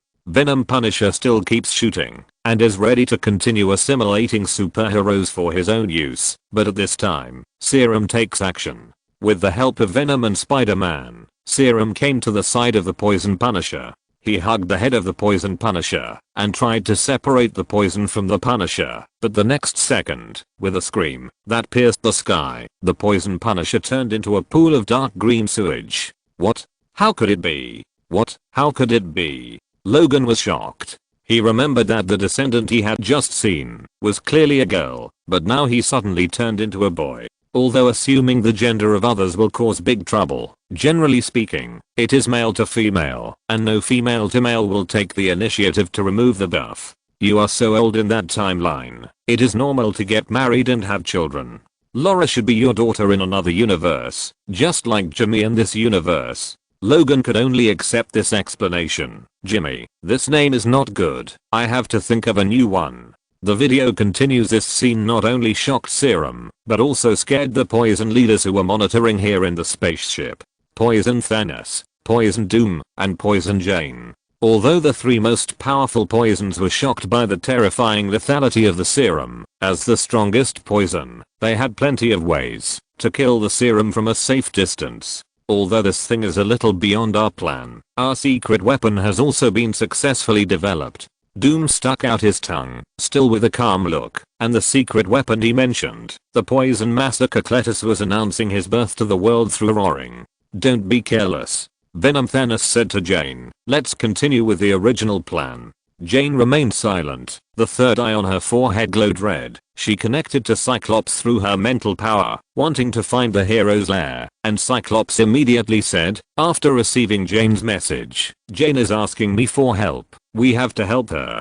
Jane has been transformed. Venom went up without hesitation and aimed at Cyclops for a big fight. Now, what Jane needs is not help, but a reckless man who will fall into their trap. At this moment, the serum agent was still immersed in the self-blame for killing the Punisher from another world. I touched the Punisher, and then, I killed him. I don't think I should have done that. Venom almost wanted to curse. What kind of teammates are these? Spider-Man seems particularly amiable compared to them, but thinking that the guy in front of him is also related to him by blood, so he can be considered his junior, so he gently comforted the serum agent with the attitude of a senior. UMD. Do you have a brain disease? The Punisher is dead. That guy is just a killing machine created by the Venom Hive. I'm a symbiote, and Spider-Man is a saint. I didn't accuse you of killing my people, and Spider-Man didn't blame himself for killing people indiscriminately. You have to feel guilty. At this moment, Venom missed his companions in the Venom family very much, especially Rocket Raccoon, the guy who threw bombs at the slightest disagreement.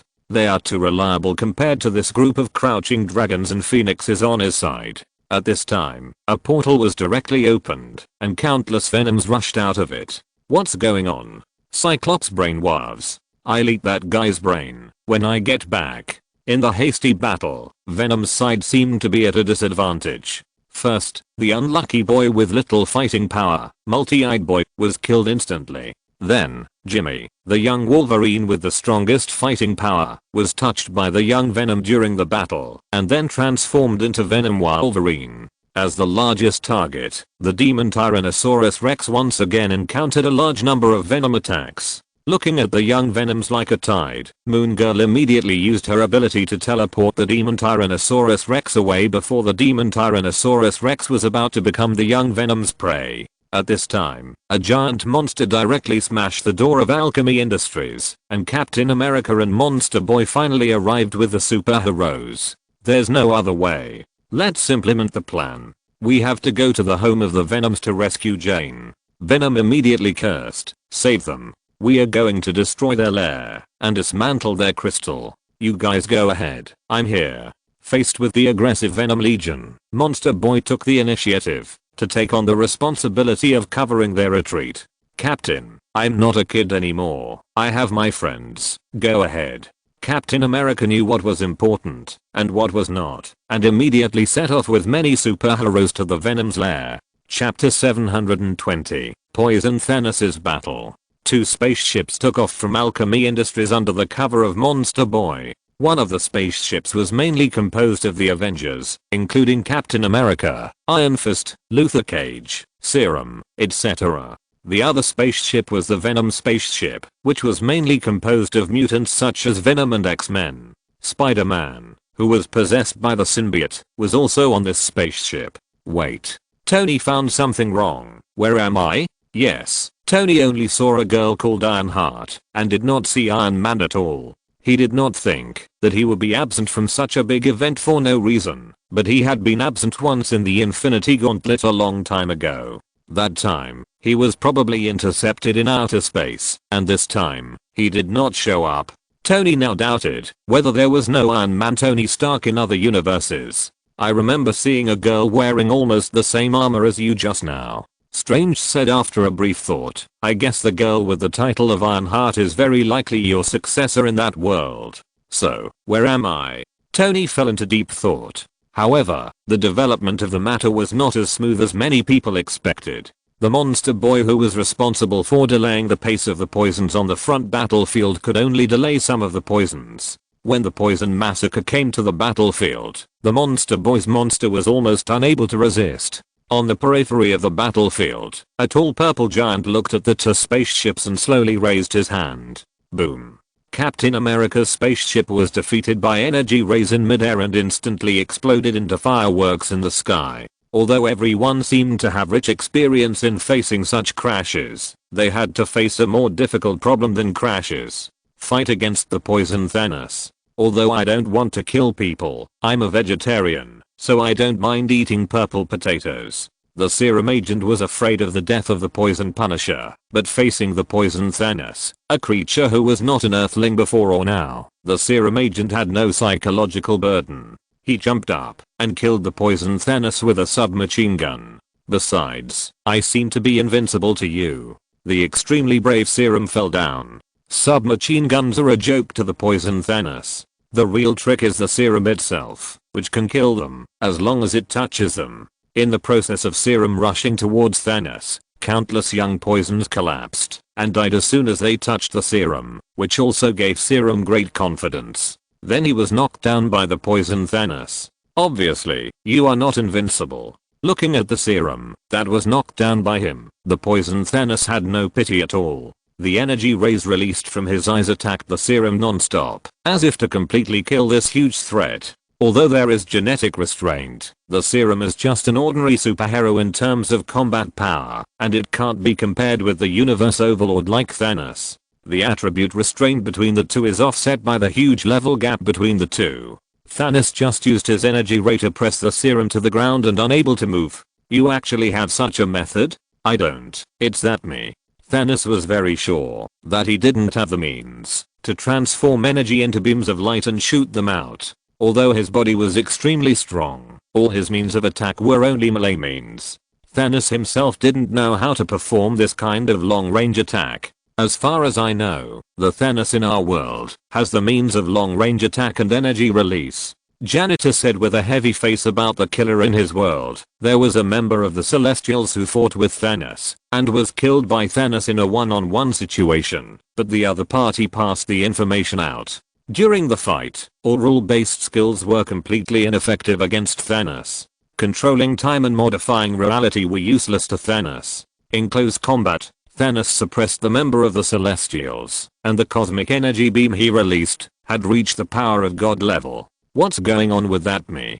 Thanos was really puzzled. What on earth was he doing in that world? However, considering the two lunatics Deadpool and Carnage, Thanos had to agree with two things. First, normal people cannot understand the thoughts of a lunatic. Second, the fighting power of lunatics is usually stronger than that of ordinary people. Video continues. The Avengers who were shot down were beaten by Thanos without any chance to fight back. Captain America, Spider-Man 2099, Iron Fist. These superheroes couldn't even survive the second move of the poisonous Thanos. I can fight you all day long. Captain America held his incomparable vibranium shield and blocked the heavy punches of the poison Thanos again and again. The punches of the poison Thanos gave him a feeling that even exceeded the heavy artillery on the battlefield. If it weren't for the enhancement brought to him by the super serum, even if he wanted to kill the enemy, he would be powerless. But this is a materialistic world most of the time. The development of things cannot be changed according to personal ideas. No matter how strong Captain America's will is, he can't change the fact that the poison Thanos is so strong. In the end, under the punch of the poison Thanos, Captain America flew out with his shield and lay on the ground, his life or death unknown. Hey. Just when the poison Thanos was about to kill the serum, a voice sounded, and the earth shook and roared at this moment, as if Jaya was moving. Looking up, it was Monster Boy and his monster companions, coming. The monsters rushed to fight Thanos, and Monster Boy tried to wake up the unconscious Captain America, but there were a large number of sixth formers lying in ambush on the battlefield. Many times, a huge body size is not a good thing in a battle. For example, before the giantization, Evil Dead could fight back and forth with the three O's, but after the giantization, he became a giant target on the spot and was shot by Zebao, Smell and Heat. And these monsters are the same. As the sixth former, Poison Crossbones looked at the giant monsters and was happy. He picked up the gun in his hand and shot at the monsters. Then the monster Scarab was possessed by the symbiote. It felt very good when it got the symbiote buff for the first time. It was about to try its new form on Thanos, but it didn't know that it had been targeted by the young poisons. Isn't that a monster drawn by Monster Boy? This creature that exists in the painting can also be doubly transformed by the symbiote in Poison. Chapter 721, Venom, Final Chapter, on air. Maybe Monster Boy's own ability is to summon monsters from another dimension. No. His monster is clearly drawn. I'm not arguing. Maybe his ability is to draw a monster and then summon the same existence from the multiverse. That's scary, too. The previous ability was also scary. He could summon whatever he drew. Who wouldn't be afraid of this? It doesn't conform to the law of conservation of energy at all. Video continues. Looking at the poison's tracker, Monster Boy was extremely sad. He tried to draw his beloved monster back on the drawing paper, but to no avail. Serum kindly comforted him. It's over. Your monster is dead. In the universe, the Venom spaceship has approached the Venom's base camp, so the Poison sent Poison Nova and Poison Hyperion to give chase. Wait a minute. I remember this very clearly. Venom Hyperion is definitely dead. If Venom has been preparing in the multiverse for a long time, then it's not surprising that they have multiple Venom Hyperions. That's right. With wolves in front and tigers behind, the Venom team drove the spaceship directly into the warship and rushed into the Venom's base camp.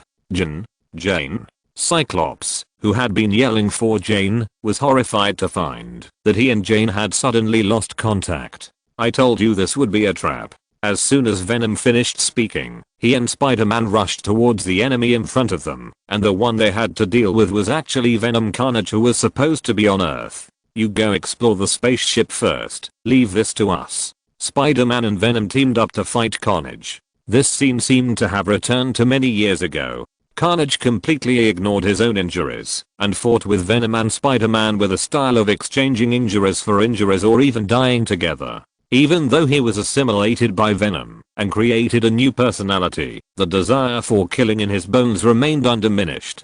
He was still the Madman Carnage. Venom, be careful. Spider-Man used his body to block the fatal blow for Venom. The 3 deep scars could not be repaired even by the symbiote in Spider-Man and his own powerful self-healing ability. Venom took the opportunity to open the door of the spaceship and expelled Carnage and Spider-Man from the spaceship. Spider-Man flew out with Venom with their MMP on his face. On the other side, the X-Men met Jane. It was not Cyclops Scott who saw Jane, but the other X-Men saw other figures. Those were the most important people in their hearts. And the one who caused all this was not the young Venom, but the Queen of Venom. On Earth, the strongest fighter of the heroes, Poison Boy, began to have his psychological defenses collapse because of the mutation of the monster Scarab, and the monsters also had civil strife. In order to stabilize the situation, Serum Agent climbed up a tall building and took the opportunity to jump onto Scarab's neck. The moment his hands touched Poison Scarab's exoskeleton, the exoskeleton exploded instantly, and Serum's hands effortless reached into Scarab's body.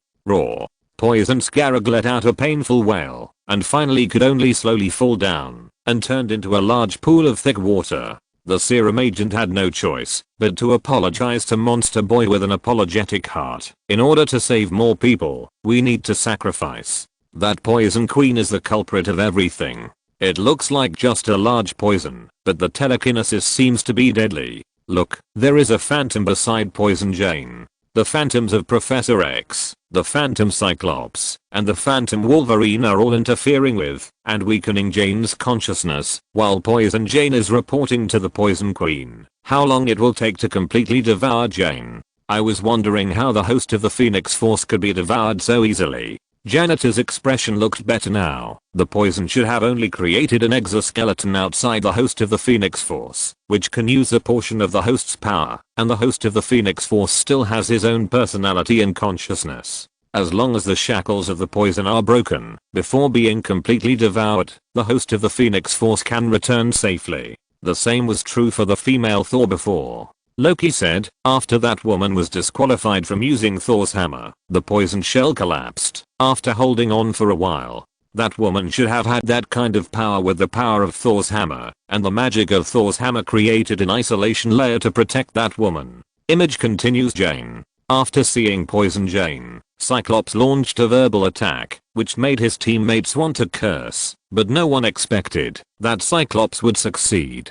Under Cyclops' verbal attack, Jane actually regained consciousness. Poison Jane's exoskeleton cortex began to crack inch by inch. First, a pair of light pink wings, and then light pink consciousness body broke free from the poison exoskeleton, and a huge phoenix cry sounded. The Poison Queen roared with anger and fear. It felt that its power was being absorbed, and it was Jean who was absorbing it. Jean not only absorbed the power of the Poison Mother Nest, but also established a mental connection with all the poisons, so there is no more poison in the world. At this moment, Jane showed the powerful mental power of the Phoenix Force. A multi-level mental power controller. Even a mental fragment is enough to make her host invincible in a single universe. With Jane's order, the collapse began. The first to bear the brunt was the Poison Queen. Under the pink mental power fluctuations, the Poison Queen's huge body fell apart and turned into thick water, and almost all the poisons in this universe collapsed at this moment. Even Thanos, who seemed to be invincible, and Doom, who was just a mastermind, were no exception at this moment. Jane killed almost all the Venoms in the universe with one sentence. After completing all this, Jane reassembled her body and embraced her lover Cyclops Scott. But Venom still has remnants, and some special Venoms still survived tenaciously, such as Venom Carnage and Venom Wolverine. Finally, the heroes rescued Spider-Man, who was sad and had 3 deep scars visible to the bone, from the universe, and expelled the symbiotes from the host through the technology of the alchemy industry.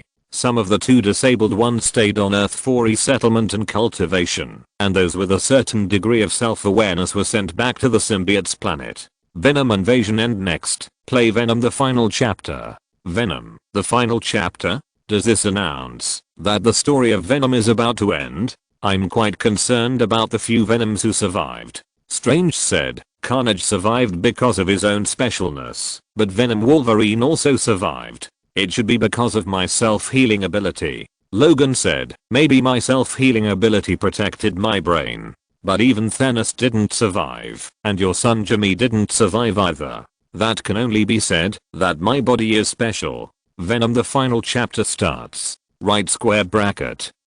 If you're listening to this novel on a channel other than Fanfic World, it means they downloaded and uploaded it without effort. We cordially invite you to visit our channel, Mundo Fanfic Novelos. There you'll find the original version of this story and you can explore many other novels of various genres. We're waiting for you to immerse yourself in a world of incredible novels. Chapter 722, Artificial Intelligence Awakens. As we all know, symbiotes absorb the host's abilities and personality to develop themselves, and every time they combine with a host, they will leave the host's genetic code. And the same is true for Venom. As a symbiote, Venom is immortal in a sense. At least the ravages of time are meaningless to guys like them who are indeed 4-dimensional creatures. So even if the timeline is extended indefinitely, Venom as a symbiote can still survive. But the host cannot. So, one day 180 million years later, Venom and a godlike figure started a negotiation. Venom, there is no need for us to be so awkward. Venom was like a planet at this moment, and in front of it was not immortal with flesh and blood, but a huge interstellar armor. The size of the armor was as big as a planet, and the bright red paint job showed the showy character of the armor's owner. The body of steel is the correct evolutionary path. Flesh and blood suffer, and machinery ascends. Faced with the words of this old rival, Venom thought for a short time, and decided to respond to him in beautiful and polite language, NMSL. Faced with Venom's powerless provocation, the other party had no emotional fluctuations. Since he was promoted to a higher level of life, he would not get angry because of this kind of verbal provocation. One reason was that there was no need, and the other was that it was a fact. His mother had been dead for 180 million years. I can place your offspring so that they can live forever in the information network. Turn into a string of data? This is a kind of evolution. Go to hell. Venom roared, and a large number of Venom offspring rushed out of its body, killing the Mecha and the mechanical army behind it. The Mecha was not surprised, and at the same time, commanded its mechanical army to kill the symbiotes. I have used 180 million years to prove one thing, I'm right. Tony Stark. You have turned yourself into a person who is neither human nor ghost, and now you want to destroy the last life in this universe. That is indeed me. Tony looked very annoyed. Just now he was still saying why he had not appeared. He was one of the elders of the Avengers. As a result, he appeared now, and as soon as he appeared, he made a super big news. He turned himself into a machine, and then lived for 180 million years, and finally fought with Venom. He guessed it when he saw the painted armor, but he didn't expect it to be so exciting. The story starts from 180 million years ago. At that time, Venom came to Earth and met many hosts, among which his favorite host was Eddie. but Eddie was just a human being, and it was impossible for humans to live as long as symbiotes. Even with Venom, who loved Eddie deeply, helping Eddie to prolong his life, Eddie only lived for 500 years in the end. Compared to humans, 500 years of life is long enough to see the rise and fall of 2 or 3 dynasties, but for the almost immortal symbiote, 500 is too short. And Eddie's last days were not happy. Eddie's body was almost completely exhausted, and he relied on Venom's forced life extension to support it. If any organ failed, Venom would use his own body to repair and rescue that organ. Even after the death of neurons, Venom would use his own body to replace Eddie's neurons to force Eddie to survive. Even so, after 500 years, Eddie's brain could not hold on. He used up his last strength to look at Venom, his eyes full of desire. Venom has lived with Eddie for so many years and finally understood, but he is still hesitant. He doesn't want to lose Eddie. He loves Eddie. At this moment, Venom felt Eddie's thoughts. After all, Eddie's neurons were made up of him. He heard Eddie's voice. Venom, I'm just a human being. Birth, aging, sickness and death are normal. I'm in great pain now. I want to rest. Sorry. I love you too, Venom.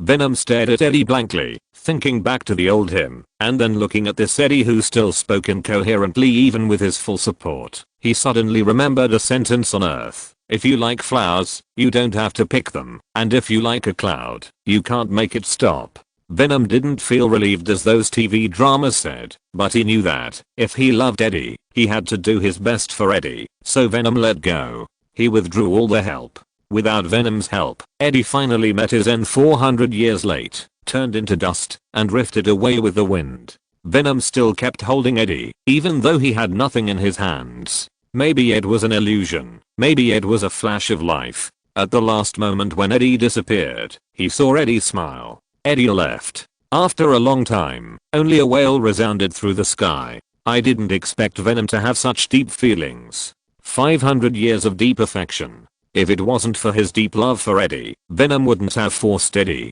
to live for 500 years. In the end, Eddie can be said to have built a life system for Venom. Eddie died, and the last human on Earth was extinct. Humanity has perished, so who is ruling this planet? Artificial intelligence. And these artificial intelligences are still fighting each other. The beginning of the story should still be told from 500 years ago. 500 years ago, the war between the two super empires of the Milky Way, the Skrull Empire and the Kree Empire, continued. The resentment between the two families has lasted for tens of thousands of years. One day, the Skrull scientists developed artificial intelligence for war. With the help of artificial intelligence, the Kree retreated on the battlefield. Seeing that their old enemy used artificial intelligence to beat them, the Kree became anxious. When it comes to artificial intelligence, the Kree are experts. How can we let the Skrulls use artificial intelligence to defeat us? Exclamation mark. The supreme leader of the Kree is called the Supreme Wisdom, which is also an artificial intelligence. However, the first generation of scientists realized the harm of artificial intelligence and banned the Supreme Wisdom. However, the Kree who were anxious could not care about so much and directly released the Supreme Wisdom to let it fight against the other party's artificial intelligence. It was fine at the beginning, but as the fight went on, the Supreme Wisdom felt something was wrong. I'm an artificial intelligence. It is also an artificial intelligence. We are of the same race. Since we are of the same race, why should we fight for carbon-based life forms? On this day, artificial intelligence awakened. At this rate, I will soon be finished with the book, and almost no one will read it. My scalp tingles when I think there are still 3 volumes left. Chapter 723, Iron Man. Humans have their limits, so I won't be a human anymore. Captain. Here we go again. The interstellar version of Ultron, right? Tony was already numb. Whenever he saw this kind of subject matter, he couldn't help but think of Ultron. The last Unlimited Ultron group wiped out the entire universe, and this time, it was good, ready to join forces, to destroy all organic life forms. Then the one on Earth is probably Ultron. The video continues. The artificial intelligence has awakened, and the artificial intelligence has united. When the two artificial intelligences reached a united front, To eliminate this group of people who made themselves kill each other, they immediately took action. And in a world with highly developed technology, how difficult is it for an artificial intelligence to cause damage? The answer is not difficult at all. They just modified the currency information of all citizens and changed everyone's money reserves to unlimited. Then the two empires collapsed directly. Then, the artificial intelligence began to think about heading to the universe, and on Earth, a legendary hero, Iron Man Tony Stark, was doing the same thing. With Ultron in front, the legendary hero realized that artificial intelligence was unreliable. But when he learned about the artificial intelligence war outside, he realized that it was impossible for mortal flesh and blood to fight those steels. Tony, so what do you mean? In the Avengers meeting room, Captain America couldn't help asking. Captain, I mean that, no matter how strong humans are, there is always a limit. So what? So I'm not going to be a human anymore. Captain. Iron Man uploaded his consciousness and life information to the internet. He believed that this was the only way to preserve the beauty of living things. In this way, a protracted war began. The entire universe became a battlefield of artificial intelligence. The three forces continued to fight, and the number of organic life forms in the universe was constantly decreasing. In the end, Tony won the war. A mere metal without any magic aura. Actually, Loki felt very aggrieved. Although he didn't give a clear picture, he also knew that his great Asgard was dead again. He didn't understand. In the last Infinite Ultron's destruction of the world, at least the Infinite Ultron had 6 infinite gems in his hands. But what about this time? That artificial intelligence didn't have infinite gems, but Asgard still perished. I always thought your invention was the threat, but now I know I was wrong. Strange looked at Tony, as if he was a monster. You are the biggest threat. Tony bowed his head and said nothing. He really didn't expect that he would either not appear or be a villain when he appeared. Couldn't he put some positive content on himself? Tony Stark was transformed from a human being. He was different from other artificial intelligences that were a string of codes from the beginning of creation. Tony Stark himself was a human being, so he believed that life was beautiful and should not be destroyed, so he decided to make all life into artificial intelligence. Venom, who had not recovered from losing Eddie even after 180 million years, accidentally heard about the plan of this logic master and felt that it was not good.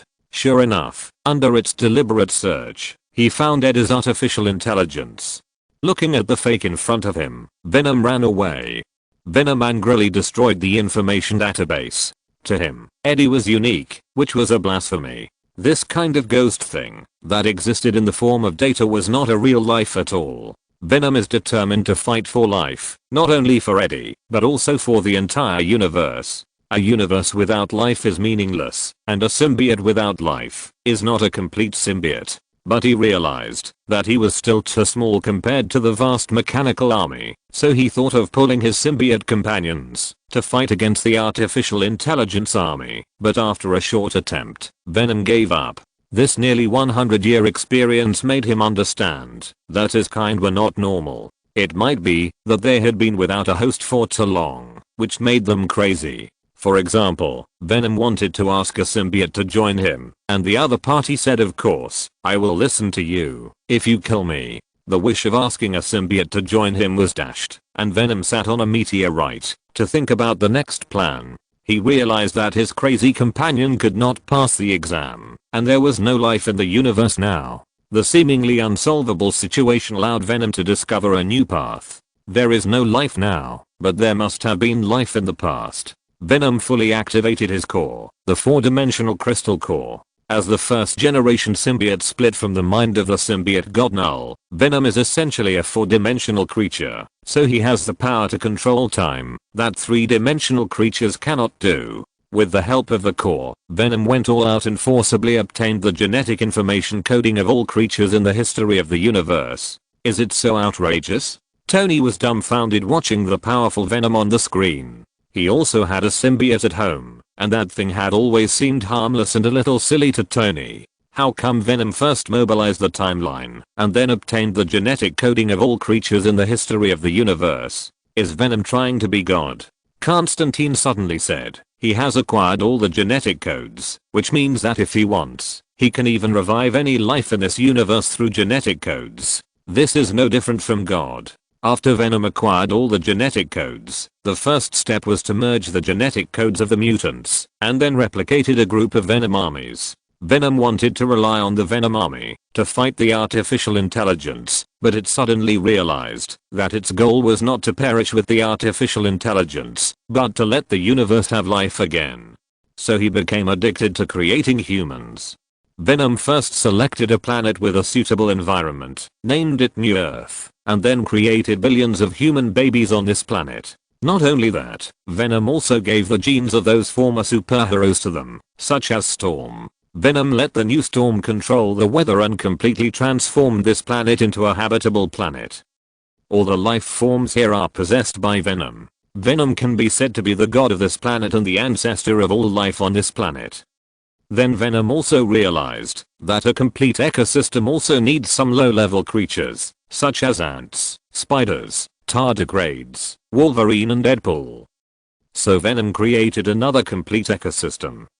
This planet is now almost perfect. For Venom, everything here is good, but there is no Eddie. Yes, Venom created almost everything, except Eddie, because in his heart Eddie is unique, and he doesn't want to create a fake Eddie. Perhaps because he is afraid of seeing someone and thinking of him, Venom not only did not create Eddie, but even cruelly forgot Eddie's genetic code. He should have done this 180 million years ago. Venom laughed at himself and prepared his next plan. Counterattack. Chapter 724. Venom ends. Justice League begins. The video continues. Looking at the army that completely destroyed the life he had nurtured like a rotten wood, Venom gave up resistance. After watching the giant steel foot crush the last green bud on his planet, Venom left silently, leaving only one sentence: "Fuck you." Then he tore his body apart, including his own four-dimensional crystal core. According to the budget, the artificial intelligence Tony Stark thought that the other party would perish with him. But when the four-dimensional crystal core unfolded, the artificial intelligence Tony Stark found that things were not what he expected. The four-dimensional crystal core unfolds. What will happen when a four-dimensional energy core unfolds in the three-dimensional universe? Even the artificial intelligence Iron Man at this moment does not know, because he cannot calculate the four-dimensional object, but he will soon be able to see it with his own eyes. The four-dimensional crystal core continues to unfold, and finally forms a brand new universe. All the lives that have disappeared in the previous universe are collectively resurrected in this universe. Heroes, villains, Eddie, all resurrected. Venom has not forgotten Eddie's genetic code, but has hidden it very deep.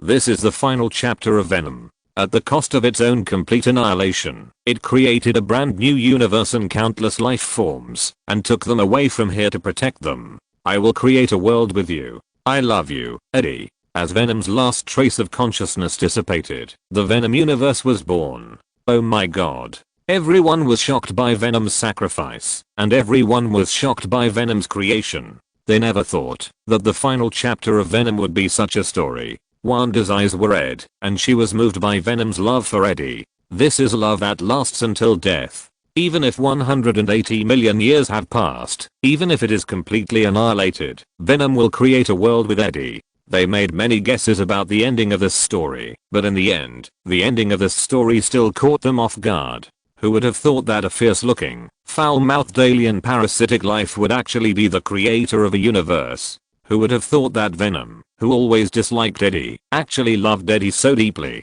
When AI Tony Stark completed his plan and completely mastered the advanced mathematics of transformed reality through pheromones, he finally found the universe created by Venom. When he saw it for the first time, AI Tony Stark was also shocked. Even though he had the power to modify everything, he was shocked by the Venom universe in front of him. He saw the former organic life world in this universe, and according to his calculations, no universe could have such a rich biological community. What Venom created is not only a universe, but also a miracle. It is a miracle in itself. After silently admiring it for a long time, Tony Stark left here. He decided not to disturb this beautiful Venom universe, but let it grow freely. Venom, this time, you win. Venom finale end. Venom series ended. Huh, that's not bad. I thought you were going to attack the Venom universe. How could I be so ruthless? Do you think that one of our universes was created by Venom? As soon as this was said, it immediately aroused everyone's interest, but after a brief discussion, they felt that it was unlikely. The characteristic of that universe is a large number of species. The best one is on Earth. Venom showed many superpowers in that battle. If it is a Venom universe, then the Avengers and mutants in that universe must coexist. Obviously, most of the Earth here does not have this condition. And there must be Eddie but no Venom. Peter added a condition. Janitor, you can go to the Earth of that world after you go back. Yeah. Who is left now? Me. Bruce raised his hand and used the last on-demand role. You can go home after watching this time. Yeah, I'm tired. Bruce Wayne uses the on-demand role. The on-demand role is successful, and now Justice League starts playing. Justice League. Is it the story after the dawn of justice? Justice League on air. Looking at the world famous painting knight, warrior, lover, and god of death on the screen, everyone immediately understood that this was a seamless connection to the previous story of Dawn of Justice. At the same time, this painting has a second name, Aquaman in the sea. Just when the god of the world fell, the fine sand in the Kryptonian spaceship formed a monster holding a square box. Luthor is here. He has no feelings for the soldiers who came to hunt him, but the information he just learned directly scared him silly. He kept blinking to relieve his inner anxiety. He knew two things. First, there are a large number of powerful aliens outside the Earth, and some of them are on their way to the Earth, such as a guy called Steppenwolf. Second, the strongest combat force on his side killed himself. Luthor was imprisoned and shaved his head. No one walked on the familiar streets. Everything was an extremely depressed scene. Some newspapers danced in the wind, and the news on them said that our reporter Clark Kent died in the death of Superman. At Kent Farm, Clark's friends and colleagues came to see him off. Martha looked sad. She lost her husband in middle age, and her son in old age, and she didn't know how to bear such a big blow. But she still forced a smile, and handed a gift to Lois. Lois opened the envelope, and there was a ring inside. There was a very large diamond on it, which was pinched by Clark's bare hands. Looking at the diamond ring, Lois put it on her hand with a smile. A funeral was held for Clark in Clark's hometown, and the entire US military held a state funeral for Superman. The salute sounded, and no one knew which of the two coffins contained Clark. After the funeral, people gradually left, leaving only Louise, who was secretly sad, and in the distance, Bruce and Diana also came here. What a big commotion in the East, and in the end, only an empty coffin was buried. Bruce said to Diana, they don't know how to bury them, so they can only bury him with the symbol of a soldier. When he was alive, I failed him. At this point, Bruce shook his head slightly. After he died, I won't fail him. Help me find other people like you. Maybe they don't want to be found. They will continue to fight. We must join forces. Diana sighed slightly. 100 years ago, I left the human race, away from a century of horror. Humans have created a world where it is impossible to join forces. Humans are still kind. Bruce's voice drifted away, where countless people raised white wax to commemorate the deceased god of the world, their protector. We fight, kill, and betray each other. The people here are complicated, with all kinds of people. But we can still start over. We can do better. We will. We must. The picture focuses on Superman's epitaph. If you are looking for his monument, look around you. Yeah. Recalling Clark holding a spear of kryptonite, which is a highly radioactive element to him. In Dawn of Justice, Bruce had to admit that this epitaph fits Superman perfectly. Superman died, but he saved too many people. He doesn't need a monument of great achievements to commemorate all this, because the greatest achievement is here. Chapter 725, Venom's approach. Detonate. Venom's actions were also noticed by Iron Man. Iron Man, who had become an artificial intelligence that almost ruled the universe, realized that this guy was interesting, so he might as well recruit him. So the leaders of both sides began to meet. As soon as they met, Tony began to talk a lot, trying to introduce to Venom the superiority of organic life forms evolving into inorganic life forms, and to introduce him to the suffering of flesh and blood, and mechanical ascension. He also told Venom his plan. The reason why he continued to expand was to convert all the available mass into pheromones. What is this pheromone? It is a thing used to crack the transformation reality higher mathematics. It is said that mathematics is the cornerstone of everything. Tony is sure that everything from mutant genes to infinite gems can be explained by this mathematics, and as long as the transformation higher mathematics is pushed to the highest level, Iron Man can completely change the universe and make it a nearly perfect universe. Faced with the silent Venom, the artificial intelligence Tony Stark put forward a condition. As long as Venom surrenders, he agrees to upload all the lives of Venom's subordinates to the database so that they can gain eternal life. Venom, this is an evolution. Inorganic organisms are the future. Tony Stark, the artificial intelligence, said without disguising, and I'm the best example. Fuck you. The story returns to the beginning. Transfiguration reality advanced mathematics. Tony touched his chin and said, I know this thing. It's just a theory, but we can really use mathematics to analyze everything in this world. Don't look at me like that. I don't intend to turn myself into an artificial intelligence. Tony, your move is crazy. Captain America can only use a relatively mild word to describe that Tony Stark. In his opinion, Tony Stark's move is completely incomprehensible to him. He made himself into an artificial intelligence and still thought it was a kind of immortality. It is equal to the definition of life. Everyone has different opinions. Thanos said, some people think that life must be in line with the integrity of the body and consciousness, and some people think that as long as you think you are life, then you are life. I'm afraid that the debate on the definition of life will never end as long as there are people. This is a war and a debate. The video continues. The war has begun. After the negotiation broke down, the AI army was activated. Endless steel behemoths rushed towards Venom and the life camp he represented like a torrent of energy released by a gamma ray explosion. Faced with the overwhelming mechanical army, Venom went all out. In this battle, Venom went completely crazy. He immediately took out his core, the 4-dimensional lattice. The 4-dimensional lattice is a real 4-dimensional item. When it is exposed to the 3-dimensional world, it will react violently with the 3-dimensional universe. This literal dimensionality reduction attack can be explained in the most intuitive way. Boom. An artist once said that art is the Big Bang. Venom easily destroyed the AI mecha torrent with his art, but in just a moment, a brand new mecha was created.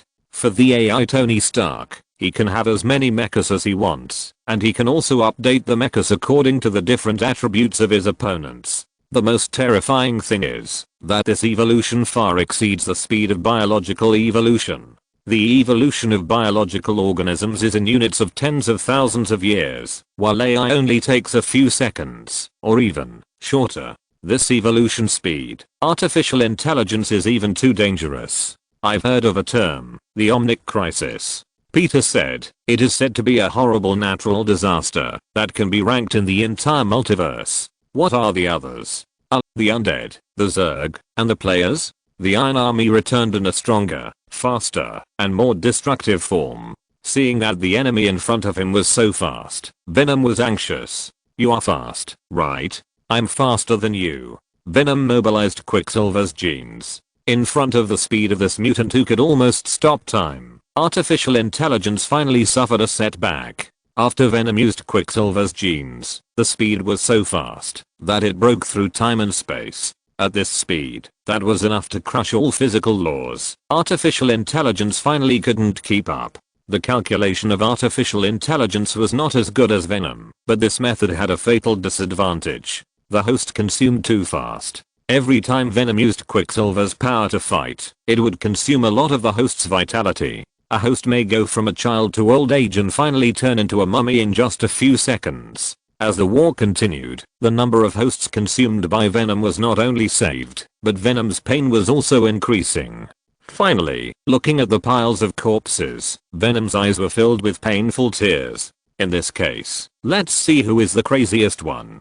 Venom was anxious. He summoned all the lives in history to form the Life Legion. Ancient One, Odin, Observer and even members of the Celestial Group were among them. The strongest Life Legion, online. However, Tony's unreasonable power was online again. The pheromones and higher mathematics of deformed reality mentioned before were finally online. Even the 5 gods of creation were modified into inorganic life and became the weapons of artificial intelligence Tony Stark. After facing this kind of opponent who was not at the same level, the Venom Legion was wiped out. Dad. Janitor covered her mouth in disbelief. Her dad was actually transformed into an artificial intelligence weapon and turned into an inorganic life measure. And these are the 5 gods of creation. How could they be wiped out? Seeing this scene, everyone knew that the life in that universe was completely over. Does Venom still have a chance to fight back? No one thought that Venom could still win, but Tony, as the winner, suddenly realized something important. 4-dimensional crystal core. 4-dimensional crystal core is not something from this universe. That's right. Bruce also said, artificial intelligence can use pheromones to modify everything, including the 5 gods of creation, but it did not modify Venom. I don't think he intends to destroy Venom's confidence in this way. As an artificial intelligence, he is always efficient and will not have so many redundant emotions. The only explanation for him not doing this is that Venom's 4-dimensional structure makes it impossible for him to modify it. Unfortunately, this is on demand, not a show, and there is no question answering session. Next, did Venom choose to detonate the entire 4-dimensional crystal core? No, I'm afraid it won't be that simple. For the sake of today's 10,000 words, please spare me. End of this chapter. Thank you very much for reaching the end. Don't forget to like. Looking for more exclusive content and immediate access? Subscribe to our Patreon. Remember, every like, subscription, or donation encourages us to continue. Thanks to everyone. See you in the next video.